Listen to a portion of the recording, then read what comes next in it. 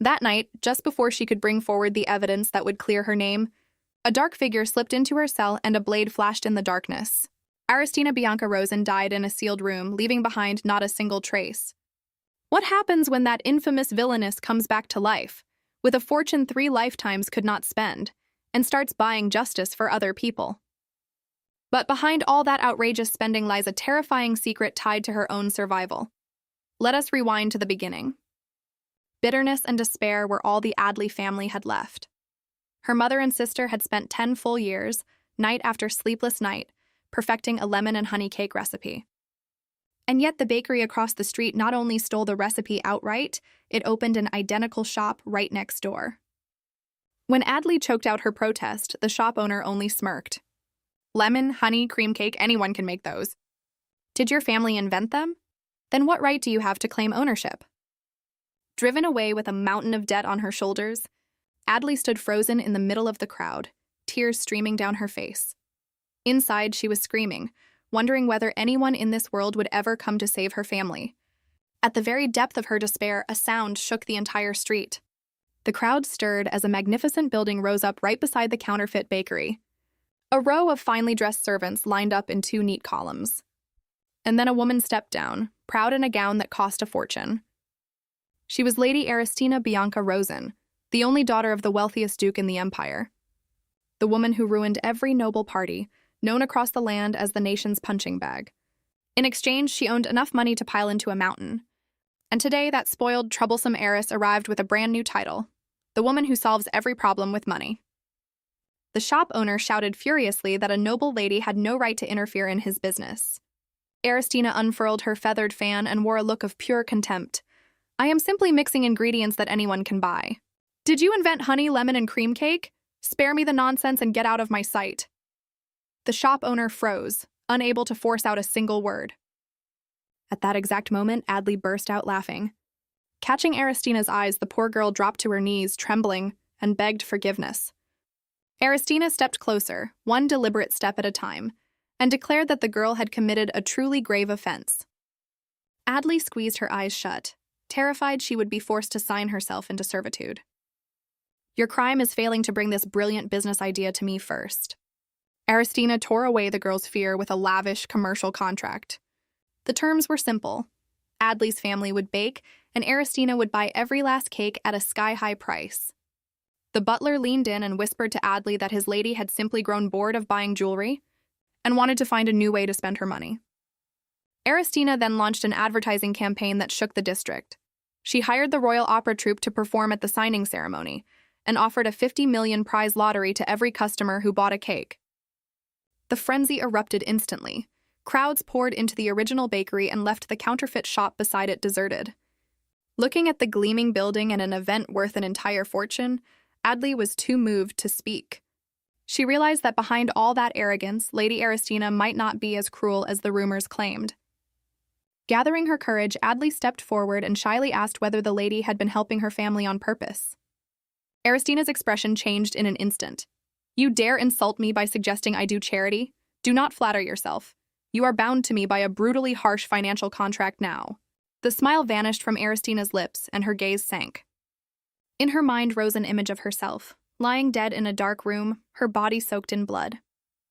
Everything she did, every favor she bought, every loyalty she collected, had nothing to do with kindness. Her only goal was to save herself and to shatter the murder waiting for her ahead. Aristina sipped red wine in a bath strewn with rose petals. By throwing money at that girl's troubles, she had just erased one motive for her own assassination. Looking at Adley's portrait stamped with the word resolved, Aristina smiled with satisfaction. When a servant presented the shopping catalog, she did not bother to think, and simply ran her finger from the top of the page to the bottom. One of each and every color you have. Even while enjoying a life of luxury, every time she looked at the objects around her, Aristina's mind automatically converted them into numbers. This glass of fruit wine costs a full month's wages, and the bathrobe she was wearing would cover the deposit on an apartment. She calculated that way because in her previous life, she had been an ordinary young woman, working shifts at a convenience store to make ends meet. Her only joy back then was reading detective novels during her breaks. Then she happened to pick up a romance novel that she mistook for a murder mystery. In it, The villainess was Aristina Bianca Rosen, a lovesick noble lady who had adored the crown prince since childhood. But the prince gave his heart to the heroine, Selene Hyperion, a beautiful and flawless young woman. Blinded by jealousy, Aristina tormented Selene again and again, until one day, Aristina suddenly held a tea party and invited Selene to make peace. She offered the cup of reconciliation, a sacred rite in which the one seeking peace must drink first, and only then does the other. Selene smiled and drained the cup. Then all at once she collapsed, coughing up blood from a severe poisoning. Thanks to the physician who traveled with her, Selene survived by a hair. But every suspicion and every ounce of noble outrage fell instantly on Aristina. She screamed that she was innocent, it was not me, I have no idea what happened. Even her own father turned his back and gave the order in a fury. Throw her into the annex until the imperial court delivers its verdict. Locked in that dim annex, Aristina did not give up. She quietly gathered evidence to prove her innocence, but she never got the chance to use it. In the modern world, a convenience store clerk was too curious to know who the real killer in that locked room case had been, and never noticed the runaway car that struck her head on. Then she woke to the chatter of servants around her. It is divine punishment. They should have burned her body instead. Her eyes flew open onto a room laced with ceiling chains, and a calendar showing the 13th of July. This was the annex from the novel, and this was the very day Aristina was murdered. Turning to the mirror, staring at the villainess's stunning face, had she truly fallen into the body of the villainess, right after the woman had been killed? The servants dropped to the floor, weeping and begging, for they had spoken those cruel words believing her dead. She had been thrown into a novel she had not even finished reading. But far more terrifying, if whoever murdered this lady discovered she was still breathing, he would certainly return to finish the job. Aristina forced herself calm and began to analyze her situation. She now wore this body, a nameless assassin was hunting her life, and a death sentence hung over her head. It was like holding a return ticket back to the grave she had only just escaped. But because she had read this book with the eyes of a mystery fan, she remembered every small detail. If she could only survive and walk out of here, her life would soar, carried by a breathtaking face and her father's enormous fortune. Aristina rushed for the door, determined to escape before the assassin returned. But the moment she flung it open, she collided with a tall, striking man. Aristina stared blankly as the servants bowed low, announcing the arrival of the Duke. The young, imposing man before her was her own father, Duke Canel Rosen. Duke Canel Rosen was an absolute sovereign who had weathered countless storms to stand at the summit of power. No matter how much trouble Aristina caused, from insults to extortion to open threats, this Duke had always quietly cleaned up after her. But this time, accused of poisoning the future crown princess, even he was powerless. He rebuked her harshly, certain she was faking death to summon him, rather than showing any remorse. Sensing how badly this was going, Aristina activated a skill she had honed for 20 years in her previous life, playing sick. She clutched her chest and crumpled to the floor, her face turning pale. My heart hurts so much I cannot breathe. The performance was so convincing that even the cold-hearted Duke faltered, and hurriedly ordered a servant to fetch the family physician. Aristina groped around the room in search of one crucial piece of evidence. And exactly as she remembered, her hand closed around a silver ring caked in dried blood. This was the priceless clue the original Aristina had recovered right after being locked in the annex. On the day of the tea party incident, a young gardener had accidentally seen Selene meeting someone in secret inside the greenhouse. In her hand was her birthstone ring, engraved with her own initials, and covered in blood. Aristina had used her authority to force the gardener to surrender the ring, but she was murdered before she could ever use it. Gripping the ring, Aristina lifted her head to look at her father. Father, how is Lady Selene doing now? When the Duke answered that Selene had recovered under constant medical care, wonderful, then we can finally question her in detail. Duke Rosen stared at her. What did you just say? Aristina held the blood-stained ring up before her father, her gaze razor-sharp. Everyone rushed to condemn me without a proper investigation. But I found this. This is Lady Selene's ring, dropped inside our family greenhouse on the exact day of the tea party. Does it not strike you as strange, Father? Why was she sneaking around our greenhouse? And why was she carrying a ring drenched in blood? All she received in return was a cold, contemptuous stare from her own father. Duke Rosen roared at her. Silence. I thought you had finally learned remorse, and here you are slandering Lady Hyperion again." In his eyes, Aristina was simply falling back into her old habits. The Duke coldly ordered the guards to drag her back to the annex. The heavy wooden door slammed shut, and rough iron chains locked the room tight. Aristina sank to the floor of the dark room, realizing this lady's reputation was far worse than she had imagined. Not a single person in this estate would believe her or lift a finger to help. All that remained in the room were expensive gowns and a few bottles of fine champagne the original Aristina had stubbornly demanded before her death. She sighed at the fate the two of them shared. Both of us died in such a pathetic way. In her desperation, Aristina shook the gowned mannequins standing in the room, demanding they give her a clue, any secret at all that might save her life. The servants watched and whispered that their lady had gone mad at the thought of the executioner's block. Right then, a jewelry box on the table blazed with magical light and opened by itself. The servants explained the box was enchanted, so only the lady could open it. Aristina feigned drunkenness to ask for the code, then froze. The original's birthday matched her own from her previous life exactly.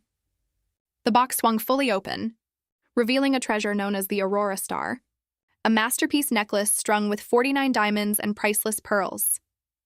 Her money problem was solved.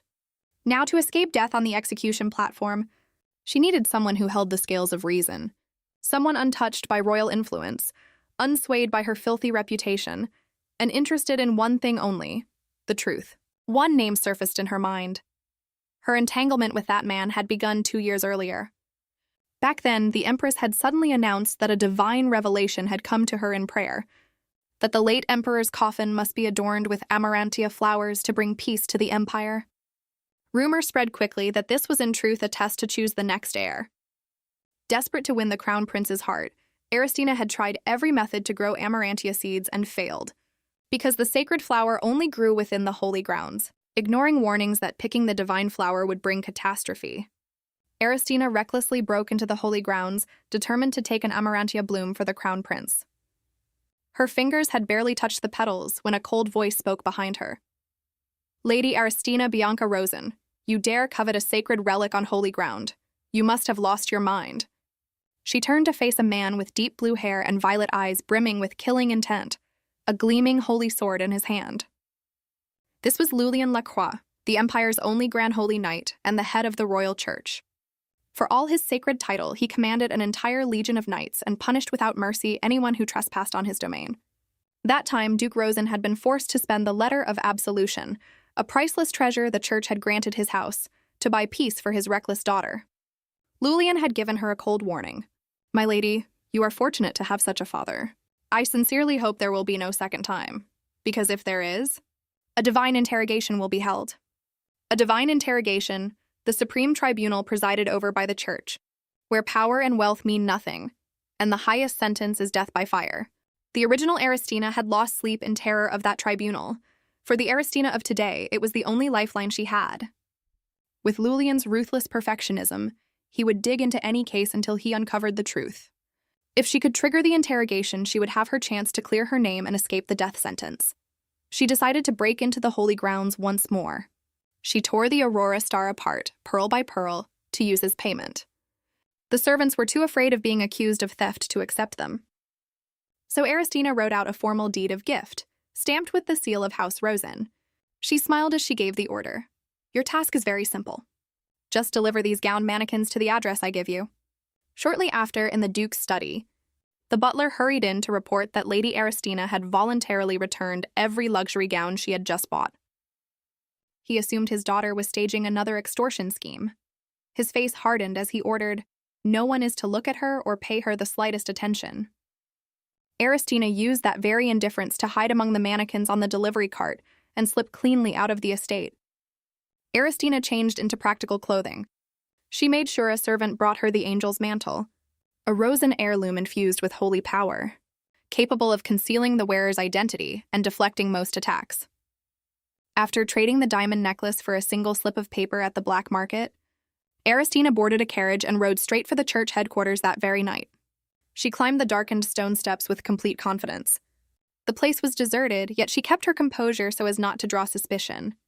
Suddenly, the clink of metal rang out in the darkness. Out of the shadows stepped a tall figure in a hooded cloak. His body was covered in scars, and his golden eyes burned in the night like a predator's. His voice was cold and full of menace. "Who are you? Why are you creeping through the holy grounds alone at this hour? You look like someone who came here to steal." She played the part of a wretched maid sneaking in to pray over her miserable fate. The masked man only sneered and told her to leave, since he had arrived first. Irritated, Aristina played the sympathy card, claiming she was a maid without a coin to her name. The masked man cut her off coldly. "At least you still have a father. Mine were both murdered when I was a child. So tell me, do you still think your life is more tragic than mine?" Aristina fell completely silent, her sob story defeated. She pretended to walk away, then executed her signature maneuver, the fake retreat that circles right back. On her way in, Aristina picked up a gilded shard of metal lying on the ground. She scoffed. So the mysterious masked man was nothing but a thief himself. Aristina slipped the gold into her pocket and pressed deeper inside. Her eyes widened at the sight of an entire field of amaranthia flowers. The moment she reached out to pick one, the masked man appeared behind her once again. He seized her wrist and gleefully announced he would turn her in for the reward. "If you fear punishment, then you should not have committed the crime." Aristina showed no fear at all. Instead, she lit up with excitement. "That is exactly what I want. I want the harshest punishment the church can give." The masked man went stiff, convinced she was some deviant who enjoyed being tortured. He raised a hand to ring the alarm bell, but Aristina shouted, "Stop! Ring that bell now and you lose your chance at 10 million Farron." Aristina explained calmly. Her real goal was not the flower, but to force Grand Knight Lulien Lacroix to open a divine interrogation. She knew Lulien valued truth above everything. If she were dragged before that public tribunal, her fight to clear her name would become the center of the entire empire. And then, as the only witness, his testimony would be bought by the press at an absurd price. He would have enough to retire in comfort. For the first time in years, the mysterious mercenary laughed at the sheer business instinct of the maid before him.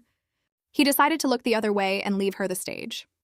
Aristina plucked the amaranthia bloom without hesitation, then yanked the sanctuary's alarm bell herself. The bell rang out across the night, and shouts of intruder rose from every direction. Aristina wore a radiant, triumphant smile. Now then, let the real show begin. The next morning, at the Royal Church Tribunal, the air was drawn tight as a bowstring. Word that the notorious Rosen heiress faced a divine interrogation for stealing a sacred relic had the nobility buzzing. Duke Rosen held the letter his daughter had sent, stunned by her excessive confidence. Celine Hyperion entered the courtyard as a witness. She swore before the gods to speak only the truth, her innocent, pitiable face moving everyone present. Aristina sat in the defendant's chair, studying Celine, wondering whether the girl was truly innocent or hiding a card of her own. Then a herald's voice rang through the hall. "His Grace Lulien Lacroix has arrived." The great doors opened and Lulien strode in wearing the armor of the Holy Knights. He skipped every formality, walked straight to the presiding seat, and turned a razor-sharp gaze on Aristina. "Lady Aristina Bianca Rosen, what did I warn you would happen if you kept playing games?" Facing the crushing presence of the church's highest authority, Aristina shivered and wept quietly on the inside. "I warned you that you would die if you kept this up. Is there something wrong with your head, my lady?" The direct threat had Aristina reminding herself to weigh every word. But old habits made her mouth faster than her brain. "Do you not have eyes, your grace? It was my head that got me here in the first place." The audacious reply froze the entire courtroom. Lulien's brow lowered, and a lethal pressure filled the air. "I know this is a stalling tactic to delay your execution. My conclusion in this case is..." Barely 3 minutes had passed, and he was already about to sentence her to the flames. Aristina dropped into her ultimate technique, a heroic sliding kneel, and shot forward to land directly before Lulien, leaving the entire hall open-mouthed. A divine revelation was the highest word of judgment, one that no one dared contest. Aristina cried out with everything she had, "I have received a divine revelation. The gods themselves placed this in my hands.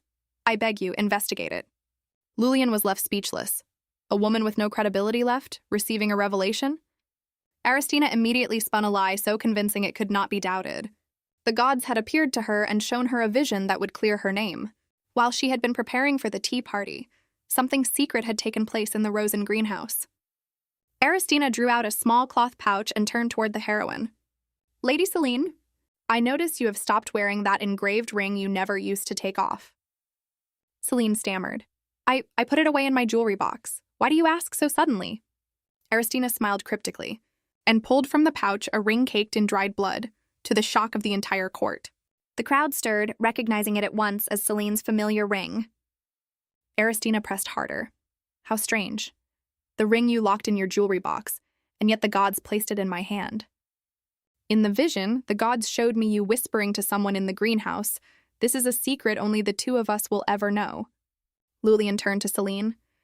Lady Hyperion, is what Lady Aristina saw the truth? No testimony records that you visited the Rosen greenhouse, and no one mentioned anyone bleeding that day. Did you deliberately conceal this? Speak the truth. Celine trembled, her throat tight. Lulian raised his hand and unleashed his supreme holy power. I am bound to verify a divine revelation. In the name of the gods, I command you to confess everything that happened that day. The overwhelming force drove Celine to the floor. Just as the truth was about to surface, a shout rang from the courtroom doors. Stop! Please stop for a moment. It was Celine's personal physician. Gasping for breath, he reported that on the day in question, their carriage had arrived at the Rosen estate earlier than planned. Since the physician had no invitation, Selina had to go inside alone. Celine rolled up her sleeve, revealing a deep gash along her arm. This wound was made by a pruning sickle.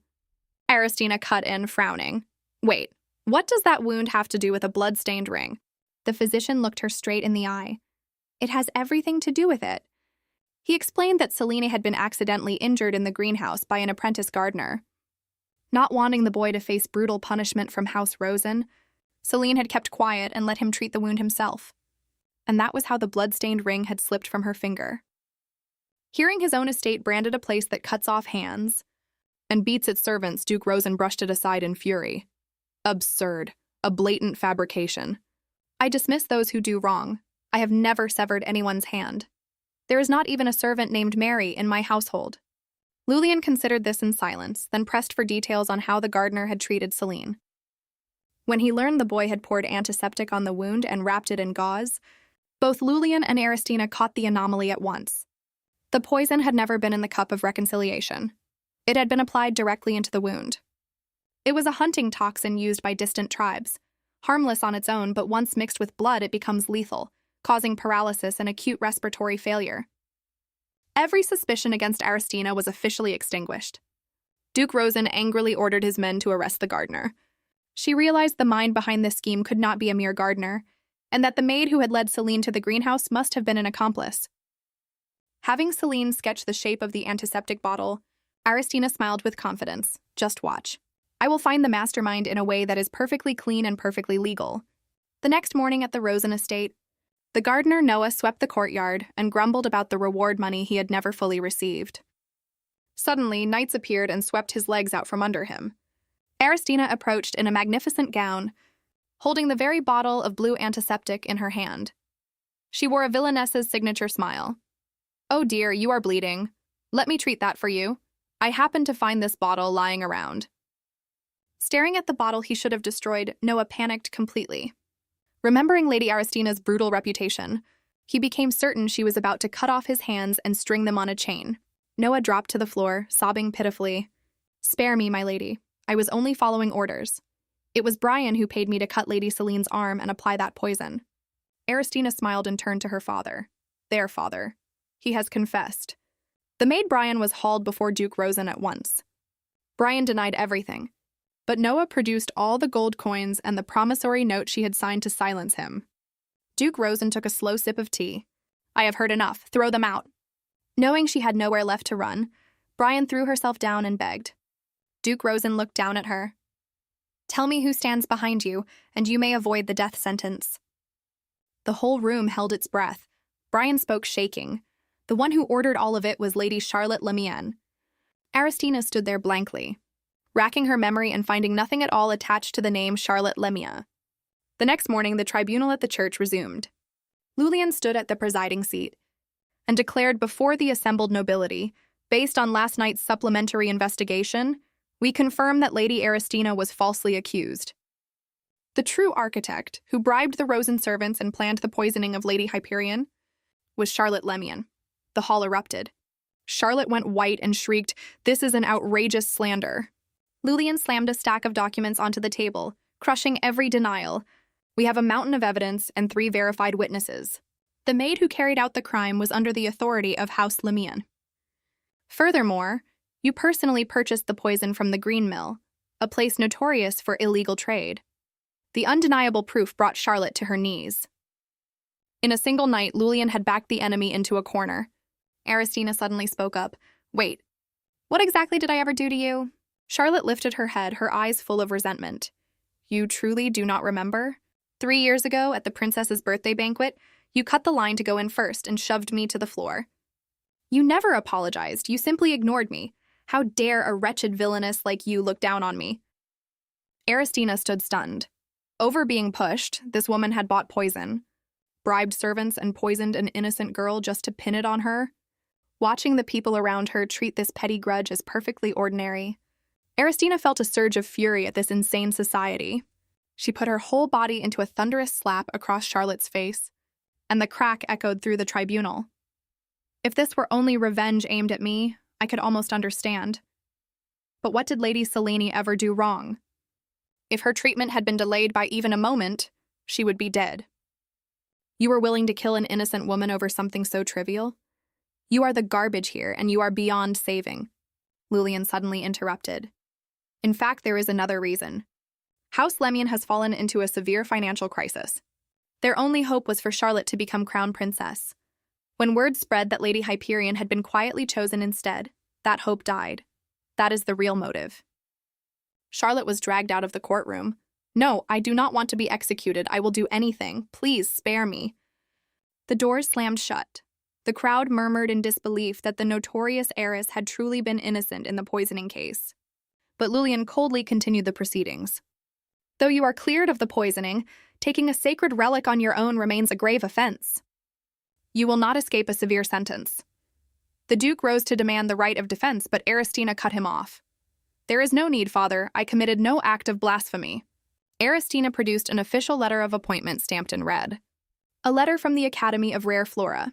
"Lady Aristina Bianca Rosen is hereby honorary principal of the Academy, which studies 33 rare plant species, including the Amarantia flower."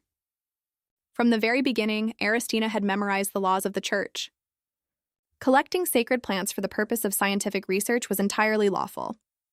She had donated a single pearl from the Aurora Star to the Academy and secured the honorary title overnight. Aristina beamed at Lulian. "Well then, Your Grace?"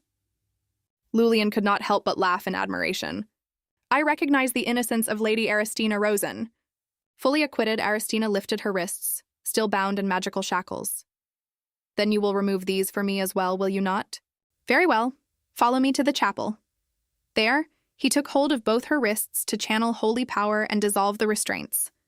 At such close range, Aristina looked up at Lulian's flawless face and quietly marveled. Then her gaze caught on a peculiar scar glinting on his chest. A scar bearing a holy mark was meant to be a secret no outsider could ever see. Yet strangely, she not only saw it perfectly clearly, its position and shape were identical to the scar on the chest of the masked mercenary she had met the night before. A jolt ran down her spine as the pieces snapped together. Aristina's eyes went wide. The mercenary who had covered half his face last night was His Grace Lulian Lacroix. So her performance as a wretched maid had been seen through from the very start, but the embarrassment turned quickly into fear. A man of such overwhelming power was slipping through the night in disguise. He was certainly doing something less than honorable. If he learned she had uncovered his secret, would he kill her to seal the leak? Thinking of how deliberately he had exposed that scar while removing her chains, she scrambled for a way out. "If there is nothing further, I will take my leave." "Wait!" Lulian's cold voice stopped her. He closed the distance one step at a time. "This is not the first time you have seen holy power, and yet you flinched just now, as though you had seen something else entirely. Why so quiet?" Cornered, Aristina's mind spun wildly for an excuse. She recklessly pointed at the violet brooch on his chest. "That amethyst is a fake, is it not? Anyone can tell up close. I was simply surprised that Your Grace would wear imitation jewelry. Are you having money troubles? Do not worry, I will not tell a soul." Lulian gave a crooked smile. "Do you truly think I will believe such a childish lie?" At that moment, Duke Rosen pushed open the door. Forgive the interruption. Her father's arrival was nothing short of a rescue. Lulian instantly recovered his usual composure. He bowed to the Duke, then turned to Aristina with a fathomless gaze. You have very interesting eyes, my lady. Walking beside her father down the corridor, Aristina still had not shaken the shock. Lulian had been sneaking about on the night of the murder, which left him without an alibi. Add his supreme magical power, and could he be the one who assassinated her? Unable to hold it in, Aristina turned to her father. Father, is a divine representative permitted to kill? Duke Rosen jolted and looked at his daughter in horror. Is blasphemy your next ambition? Stop wandering about and saying such dangerous things. The moment she stepped out of the tribunal, Aristina heard the jeering of fanatics protesting the harm she had done to the sacred flower. Through the chaos, her eyes caught Celine in the distance, surrounded by attendants. Duke Rosen gave a wry smile. You want to share my carriage? I am not particularly fond of the idea, but if you insist so earnestly... Aristina cut him off flatly. Absolutely not. I only wanted you to go on ahead, father. The Duke stalked off with a grumble, reminding her not to cause any more trouble. Just then, Selene approached hesitantly. Lady Aristina, that tea party of reconciliation, were you truly sincere? Aristina nodded. I told you I was completely sincere, even if you may not want to believe it. Selene handed her a card. I am so glad. This is late, but it is a gift I wanted to give in return. This is an entry card to the Serenity Salon, which I manage. Aristina took it in astonishment. The Serenity Salon was so exclusive that money alone could not buy a membership. Clearing up a misunderstanding with the heroine had brought an unexpectedly enormous reward. Back at the Rosen estate, Aristina summoned the butler to ask what had become of the people who had framed her. The entire Lemian house had been sentenced to death for endangering the royal family. As for the two accomplices, the gardener had slipped and died while fleeing, and the maid Brian had drunk the very poison she had bought and taken her own life. A grim outcome, but Aristina felt lighter knowing House Lemian could never harm her again. Yet when she opened the case file, she realized that apart from House Lemian, no one else had been involved in the poisoning. So who was it that slipped into the annex and killed her? The annex had none of the protective magic of the main estate. The killer had chosen precisely the moment of her imprisonment to strike, which meant he knew her circumstances intimately and carried a deep hatred. He would certainly come back. Aristina's face hardened, and she picked up a pen to draft a fresh list of suspects. Meanwhile, in his main study, Duke Rosen sat deep in thought. The case had closed cleanly. He had once believed that if Aristina were truly guilty, he would hand the house to the cadet branch to atone. But her brilliant performance forced him to look at his daughter with entirely new eyes. Even so, he sighed, still convinced Aristina lacked the capacity to carry an illustrious house on her shoulders. He began weighing the talented child of the cadet branch as his successor. Lost in thought, the Duke found himself standing outside Aristina's door without realizing it. Seeing light spill through the crack, he peered in out of curiosity, and what he saw left him unable to trust his own eyes. Around Aristina, asleep on the sofa, drifted countless ancestral spirits of House Rosen, glowing as they wrapped themselves around her. Spirits that appear only before the true heir now circled her, looking down at Aristina with pride. Duke Rosen stood rooted to the spot. He rubbed his eyes, deciding he must be overworked and seeing things. As the spirits faded, Aristina stirred and mumbled in her sleep, so cold. By reflex, he moved to fetch a blanket for her, then stopped himself. Wait, what am I doing? Am I really about to tuck in that arrogant daughter of mine?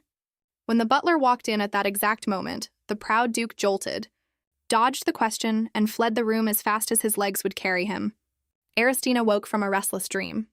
She decided she had to repair her relationship with the household staff. She smiled gently. Everyone listen. After everything that has happened, I have truly repented. I promise I will never mistreat any of you again. The villainess's sudden reversal only sent the servants into a panic, throwing themselves down and pressing their foreheads to the floor. We are too foolish to grasp your deeper intentions, my lady. If we have done anything wrong, please spare our lives. Aristina sighed helplessly. Just as she ran out of ways to explain, the butler entered. My lady, the Duke invites you to afternoon tea. Aristina was surprised, for this father had never once wanted to spend time with her. At the tea table, Duke Rosen slid an ornate letter toward her. Crown Prince Andensis wrote to us personally. He wishes to settle the friction between the royal family and our house after the recent incident. Looking at the royal seal in gold wax, Aristina's gaze sharpened.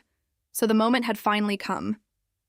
The night before, on her list of those capable of executing a perfect locked-room murder in the Annex, Aristina had circled two prime suspects, Crown Prince Endensis and Second Prince Zikron.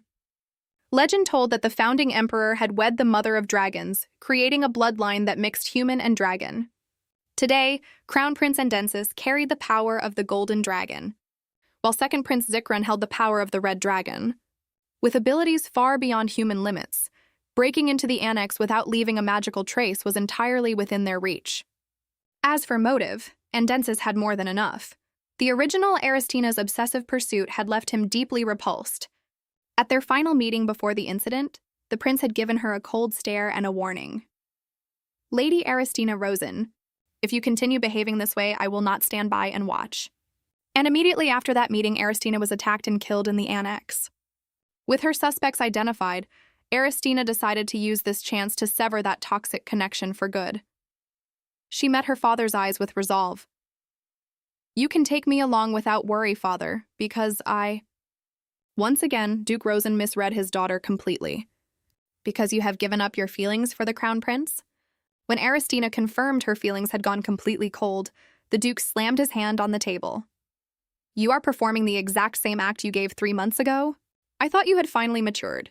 If you cause the crown prince any trouble this time, I will send you straight back to the Annex. Aristina sighed, reminding herself that the original's credibility had already hit rock bottom. If words carried no weight, she would prove herself through action. Soon after, Aristina and her father entered the palace for an audience with Crown Prince Endensis. The golden-haired prince with brilliant blue eyes welcomed them warmly. I have been looking forward to this meeting. What a relief that everything has been resolved. The royal family very nearly made a grave mistake. Watching the self-reproach on Endensis's face, Aristina's suspicions stirred again. In her memory, the crown prince was ruthless and utterly indifferent to the feelings of others. If this kindness was only an act, then whether he was the killer would be almost impossible to judge. Taking the opening, Aristina cautiously asked after Second Prince Zikron. Duke Rosen explained that on the morning of Aristina's imprisonment, the second prince had been gravely wounded in a secret duel and was fortunate that Lulian treated him in time. Zikron being wounded at that precise moment put his name straight onto her watch list. Crown Prince Endensis smiled and mentioned that the second prince would be absent from the upcoming royal ball, then expressed his hope that the Duke and his daughter would attend. Duke Rosen waved a reassuring hand. Rest easy, Your Highness. My daughter has learned remorse. She will cause no scandal at the ball. Aristina cleared her throat and answered evenly. Please do not trouble yourself, Your Highness, because I will not be attending. Both the Duke and the Prince stared. What was that? Why not? Aristina declared it plainly. I have another engagement that day. I will be attending the shareholders' assembly of the Imperial Merchants Guild. She explained calmly. I read the financial papers and realized it is a golden opportunity to expand my network and attract investors. As a businesswoman, how could I possibly miss it? The prince stammered. You read the financial papers? Aristina nodded without blinking. I do. My asset report is in truly dreadful condition after all. Watching the horror on her father's and the prince's faces, Aristina thought dryly that they looked like men who had just seen a chimpanzee solve calculus. She folded her hands and bowed politely. After the recent incident, I learned one thing. To keep from being framed, one needs both money and power. And at present I have neither. In that state, who has the presence of mind to go dancing? So please forgive my absence, Your Highness. Aristina drew a prepared sheet of paper from her pocket. Please look at this, Your Highness. Do you know what it is? Endensis frowned at the drawing. Is this a chart? There is a line falling off a cliff. Aristina pointed. Exactly. That line falling off a cliff is my guild's revenue. The prince fell silent, and the Duke covered his face in shame, astonished she could take pride in such a catastrophic decline. In truth, the family had once handed Aristina the most profitable trades, fine textiles, premium teas and cosmetics extracted from precious stones. The original had wrecked every one of them, turning them into piles of debt. This time, because the merchants' assembly fell on the same day as the royal ball, every major figure would be at the dance instead. Aristina saw it as a golden chance to court investors with almost no competition. Crown Prince Andensis broke into a radiant smile. Then do your best. I will be looking forward to it.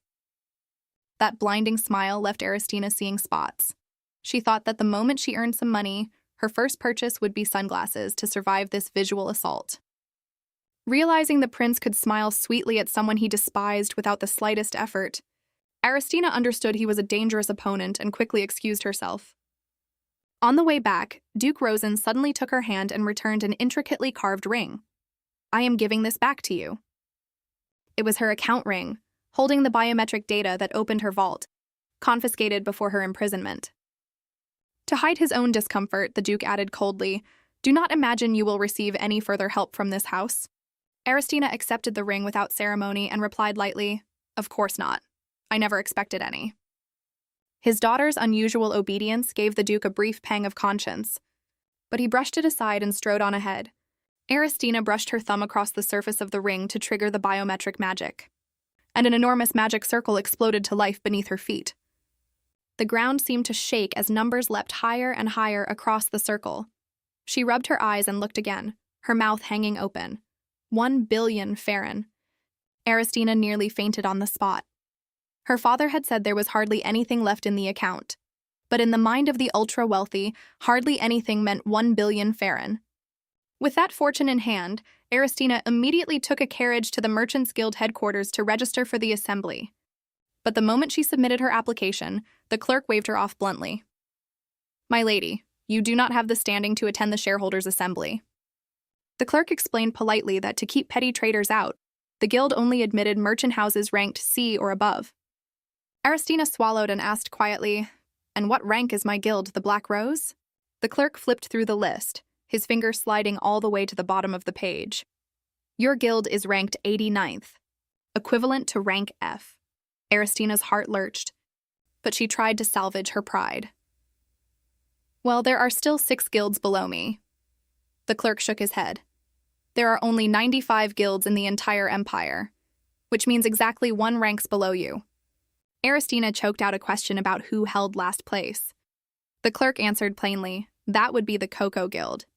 Countess Mariana founded it under the name of her pet dog. She invests in whichever company Coco carries a biscuit to first. Aristina froze where she stood. So she ranked last not only among humans but among mammals. Slumped on a park bench, Aristina racked her brain. She refused to give up and let her father and the crown prince laugh at her. Suddenly an idea flashed. Of course, this will work. A short while later, in the main hall of the shareholders' assembly, merchants and nobles were murmuring among themselves when a dazzling figure appeared. Aristina wore an elegant ensemble and walked in with confidence through a gauntlet of scornful stares. Look, is that not Lady Aristina? How could a rank F guild get through the gate? Ignoring the sneers, Aristina calmly placed her hand on the identity verification orb. It flared blue at once, with a crisp chime. Verification complete. Please proceed inside, my lady. The hall erupted. What? Her guild was rank F only yesterday. How could it leap straight to rank C in a single day? Glowing magical script confirmed her new standing. Head of the Black Rose Guild, rank C, Lady Aristina Bianca Rosen. One noblewoman cried out, "This is absurd. How could a guild ranked 94th land such a brilliant business project? It has to be a lie." Aristina turned and cut her with a razor-edged look. The villainess's chilling stare made the noblewoman shrink back and scramble for words. I am only telling the truth." Aristina walked closer, cold and unhurried, and held out a document. The noblewoman read the heading with trembling hands. Acceptance of guild acquisition offer. I am using the Black Rose Guild itself as collateral, but once it is restored, it will be a valuable asset bearing the Rosen name. With that, Aristina lifted the proposal and offered it to the crowd around her. Then she found herself a seat in the temporary section, and settled in cheerfully to get to work. Right beside her sat a stranger in a hood, feet propped on the table, fast asleep. Pushing her odd tablemate aside, Aristina skimmed the business bulletins. One headline caught her eye: "The legendary thief strikes again. The golden lily of the 11th ranked guild has been stolen. This thief targeted only one-of-a-kind treasures and never touched cash." Aristina felt relief that her own guild was safe, and a faint sting that it was not valuable enough to draw his attention. Just then, 3 haughty noblewomen approached with contemptuous smiles. Oh my, Lady Aristina, not attending the ball? Are you admitting you lost badly to Lady Celine? Aristina saw straight through it. They were provoking her into a scene. Aristina did not flinch, she simply held out her palm. Pay up 1,000,000 Farren. The noblewoman blinked. What? What are you talking about? Aristina pointed at the wooden sign she had propped neatly on the table. No idle chatter. Business consultation fee, 1,000,000 Farren per session. Did you not see the sign? If this is merely pointless chatter, I will call management and have you removed for obstructing my business. The noblewoman choked, and rather than lose face before the crowd, dug into her purse and threw a stack of bills on the table. Business, we are discussing business. There, 1,000,000 Farren for you. Holding money she had earned so effortlessly. Her stall was not even open yet, and she had already pocketed a fortune out of someone else's arrogance. But when she looked down at the table, Aristina stopped short. The hooded man beside her had woken at some point and was calmly reading her flyer. Aristina spoke politely. Excuse me, that is my flyer. Would you return it? The man stayed silent, fingers tightening on the paper. Annoyed, Aristina leaned over to snatch it back. I said, give it here. How incredibly rude. The man gently pulled back his hood and spoke with dry sarcasm. I never expected to hear that word from your mouth. You are the very definition of rude, Lady Aristina. The hood fell away, revealing fiery red hair, sharp golden eyes, and sun-darkened skin. It was second Prince Zikron. The crowd exploded. Why is the second prince here? Is he not attending the royal ball? Moments later, a stately noblewoman approached Zikron. Aristina recognized her instantly. This was a royal elder, Lady Peruvia, who had held authority over music box production at the royal workshop her entire life. Her partner of 30 years had just retired, so she had come to find a replacement. Zikron smirked arrogantly. Besides my aunt's music box business, we are here to find a partner for a top-secret royal project. The announcement sent the entire hall into an uproar. Lady Peruvia explained gently that she wanted merchants who valued money more than lavish dances. Zikron turned to Aristina with open disdain. I assumed we would only be dealing with rank C and above. And yet a troublesome pest has crawled in. Aristina glared right back. Zikron leaned in close, his voice low and threatening. It seems one of us will have to leave, but I happen to be busy. So why not be a good girl and disappear before you cause a disaster? Facing his magnified expression at such close range, Aristina screamed internally.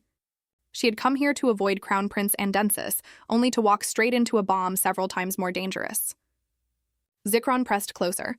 Listing the times the original's arrogance had forced him to personally drag her out of parties. The mere sight of her face reopened his emotional wounds. Aristina swallowed the bitterness because every word of it was true. Unable to win by reason, Zikron summoned the assembly manager and gave an order. Is it not true that any dispute before the assembly begins can be settled by majority vote? Then hold a vote to expel Aristina at once. Aristina protested furiously that she had broken no rule whatsoever. The manager confirmed nervously that she had complied with every requirement, but under the second prince's pressure, he closed his eyes and prepared to hand out ballots. Just as Zikron was savoring his victory, another clerk came rushing in. Your Highness, please stop. The vote can no longer be held, Zikron frowned. Why not? An investor has just poured an enormous sum into Lady Aristina's Black Rose Guild. By regulation, a guild that has received investment cannot be expelled under any circumstance. Zikron shouted, What? What fool would invest in her? The clerk bowed. The investor is anonymous, so the identity cannot be disclosed. Aristina wondered privately whether her proud father had quietly stepped in to help. With solid ground beneath her, Aristina folded her arms and looked at Zikron with pride. I came here to make money, so I would appreciate it if your Highness stopped bothering me. Seeing the tables turn, Lady Peruvia smiled in approval and then turned to scold her nephew. This young lady is sharp. Compared to her, our second prince is far too impulsive. How could you let your temper show so plainly? Aristina nodded along eagerly, then charmed Lady Peruvia with sweet talk about the music box project until the elder was thoroughly pleased. He came at her again, determined to force her to reveal what she was scheming. Thinking fast, Aristina raised her voice so the entire hall could hear. Oh my, Your Highness, do you mean you are about to reveal a hint about the top-secret royal project? Her words were a spark thrown into dry grass. In an instant, dozens of guild heads surged forward and surrounded Zikron. Your Highness, What is this secret project? Watching him buried by merchants with no way out, Aristina strolled away. She stepped out onto a secluded balcony for air. Zikron had been gravely wounded on the very morning of her imprisonment. Was that wound truly from a duel? Or was it the result of a life-and-death struggle between him and the original Aristina? The suspicion had merit, because the feud between them stretched back to childhood. A young Zikron had once held out a small daisy, hesitant, and shyly confessed, asking her to become his betrothed. But the proud little Aristina refused him outright. I do not want to. I am going to marry the crown prince. I have no interest in you at all. The brutal rejection humiliated Zikron until he cried. From then on, every meeting between them ended in a fight. It peaked at their most recent encounter, when Zikron warned her through gritted teeth. My patience is gone. Stop this. Unlike my brother, I will show you no mercy. And the original Aristina had poured oil on the fire. What, are you going to kill me? Go on then, try it. Looking back on it, Aristina despaired. She truly was reaping what had been sown. She could not yet confirm whether Zikron was the killer, but the wisest move was to stay far away from this walking bomb. Aristina turned to leave. Right then, a warm voice spoke behind her. Guildmaster, would you like to hear some good news? Wait, the familiar voice stopped her cold. She slowly turned her head, and fell utterly silent at the figure standing in the shade of a tree. It was Lulien Lacroix. Seeing the divine representative here, Aristina panicked. She spoke haltingly. You were looking for me? Why? Lulien stepped closer, his height and presence so commanding she could not look away. He gave a captivating smile. When a man goes to the trouble of seeking out a woman, what other reason could there possibly be, besides being deeply interested in her? Watching Lulien deploy his looks like a weapon, Aristina did not waver in the slightest. She knew perfectly well that all this flirting was meant to scatter her attention. Aristina decided to lay out bait and test him. She deliberately dropped the cloth pouch holding the gold shard from the holy grounds right in front of him. Lulien picked up the pouch and asked mildly, It must be something valuable if you carry it on your person. Aristina feigned indifference while watching his expression closely. Not at all. Just a scrap of metal I found on the road. It looked expensive, so I thought I might have it appraised. But Lulien gave away nothing. He simply nodded and let it pass. Aristina was left wondering, was he truly uninvolved, or was he simply that good an actor? When the assembly resumed, Aristina excused herself, only to spot a strange, brown-haired man following her. Why do you keep trailing after me, and in disguise no less? Because I want to speak with you a little longer. Before she could refuse, Lulien produced a document. I hear you are short on funds. I would like you to shop freely without worry. It was a certificate of investment. So you are the anonymous investor who put money into my guild? Aristina smirked and criticized the divine representative's investing instincts. You truly have no talent for business. My guild is on the verge of bankruptcy. Lulien lowered his voice. Which is precisely why I have information of great value for you. Do you know why the second prince was wounded? It ties directly to the secret project, but you must promise me one thing. Lulien smiled gently. One date. Aristina doused him with cold water. Then my curiosity has just vanished. As she walked off, Lulien threw out a phrase that stopped her. The supply of the stabilizing agent that controls the curse on both princes is in serious trouble. Aristina's steps halted. She turned back to look at him. A name surfaced in her mind. Could this be the balance curse from the legends? To preserve the balance of the world, beings that exceed human limits, such as those carrying dragon blood, must all bear a harsh curse. Zikron's wound came from a shortage of the agent that soothes the unrest in his soul. If you wish, I will help you win the contract for this secret project. In exchange, we go on a date. Aristina nodded thoughtfully. That does not sound bad. Lulien was about to continue when Aristina turned her back, wearing a mischievous smile. But what a shame. I have absolutely no interest in that secret project of yours.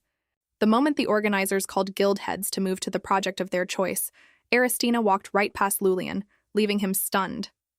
She went straight to Lady Peruvia's table and declared clearly, I would like to register for the music box project. Lulien froze. So Aristina had never intended to throw herself at the risky royal project, and instead attached herself to Lady Peruvia's stable music box trade. That was the safe golden goose she had been aiming at all along. Lady Peruvia happily announced that partner interviews would be held the next day. A rank S guild mistress approached with a sneer. I never imagined you had any interest in music boxes. I assumed you would pick whatever project involved the Crown Prince. Aristina answered evenly. It is time I woke up from that dream. The rank S guild mistress curled her lip, glanced at a battered wooden cart parked nearby, and delivered her jab. I see. But with a guild as wrecked as that cart, do you really have the ability to run a business? Aristina kept her smile and walked slowly toward the rotting cart.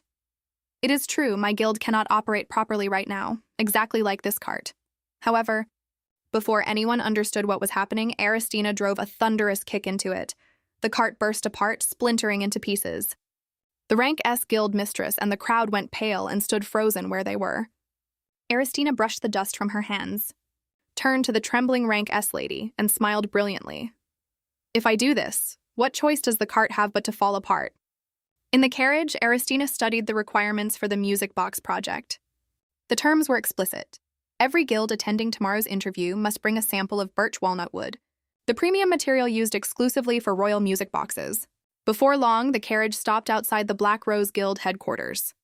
But the sight inside made her blood boil. Her staff were gathered around a card game, drinking, in the middle of the workday.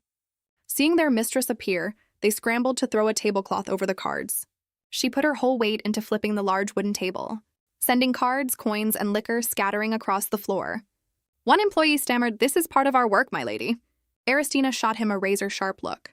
"Spare me the excuses, you are all dismissed." The staff flared up at once, protesting that she was too cruel. Aristina released a wave of killing intent. "You draw a salary to sit idle, and now you dare complain. Shall I show you what cruelty actually looks like? We can start with repaying 100 times what you embezzled." At the words 100 times, the useless staff went white, snatched up their belongings, and fled for their lives. Only one young man named Benjamin Edwards remained, trembling at the back of the line. Aristina recognized him as the only diligent one, and the author of the meticulously accurate financial report she had read that morning.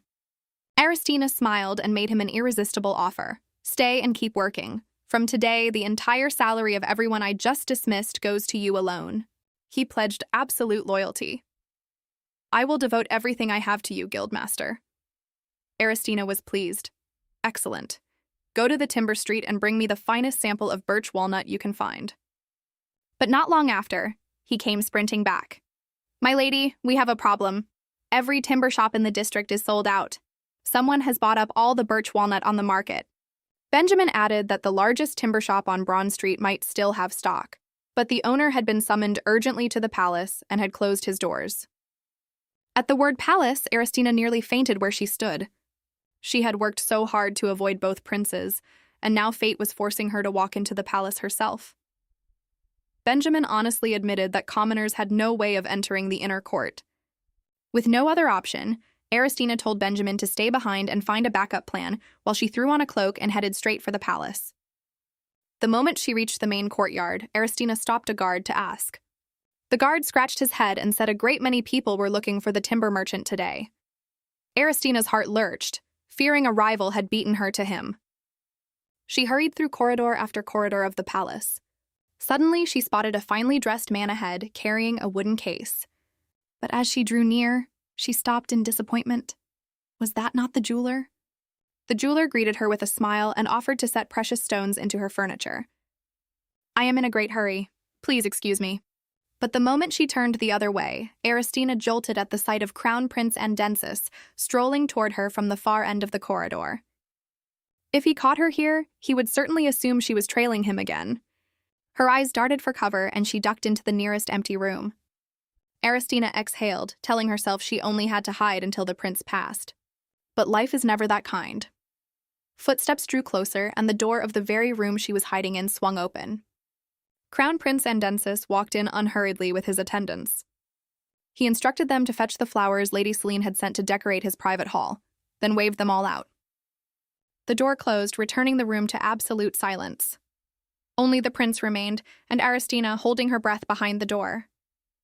He slowly turned and aimed a razor-sharp blue gaze directly at her hiding place. "Have you grown bold enough to sneak into my private chambers, my lady? Step out here." "Lady Aristina." Aristina shook so hard she nearly fainted.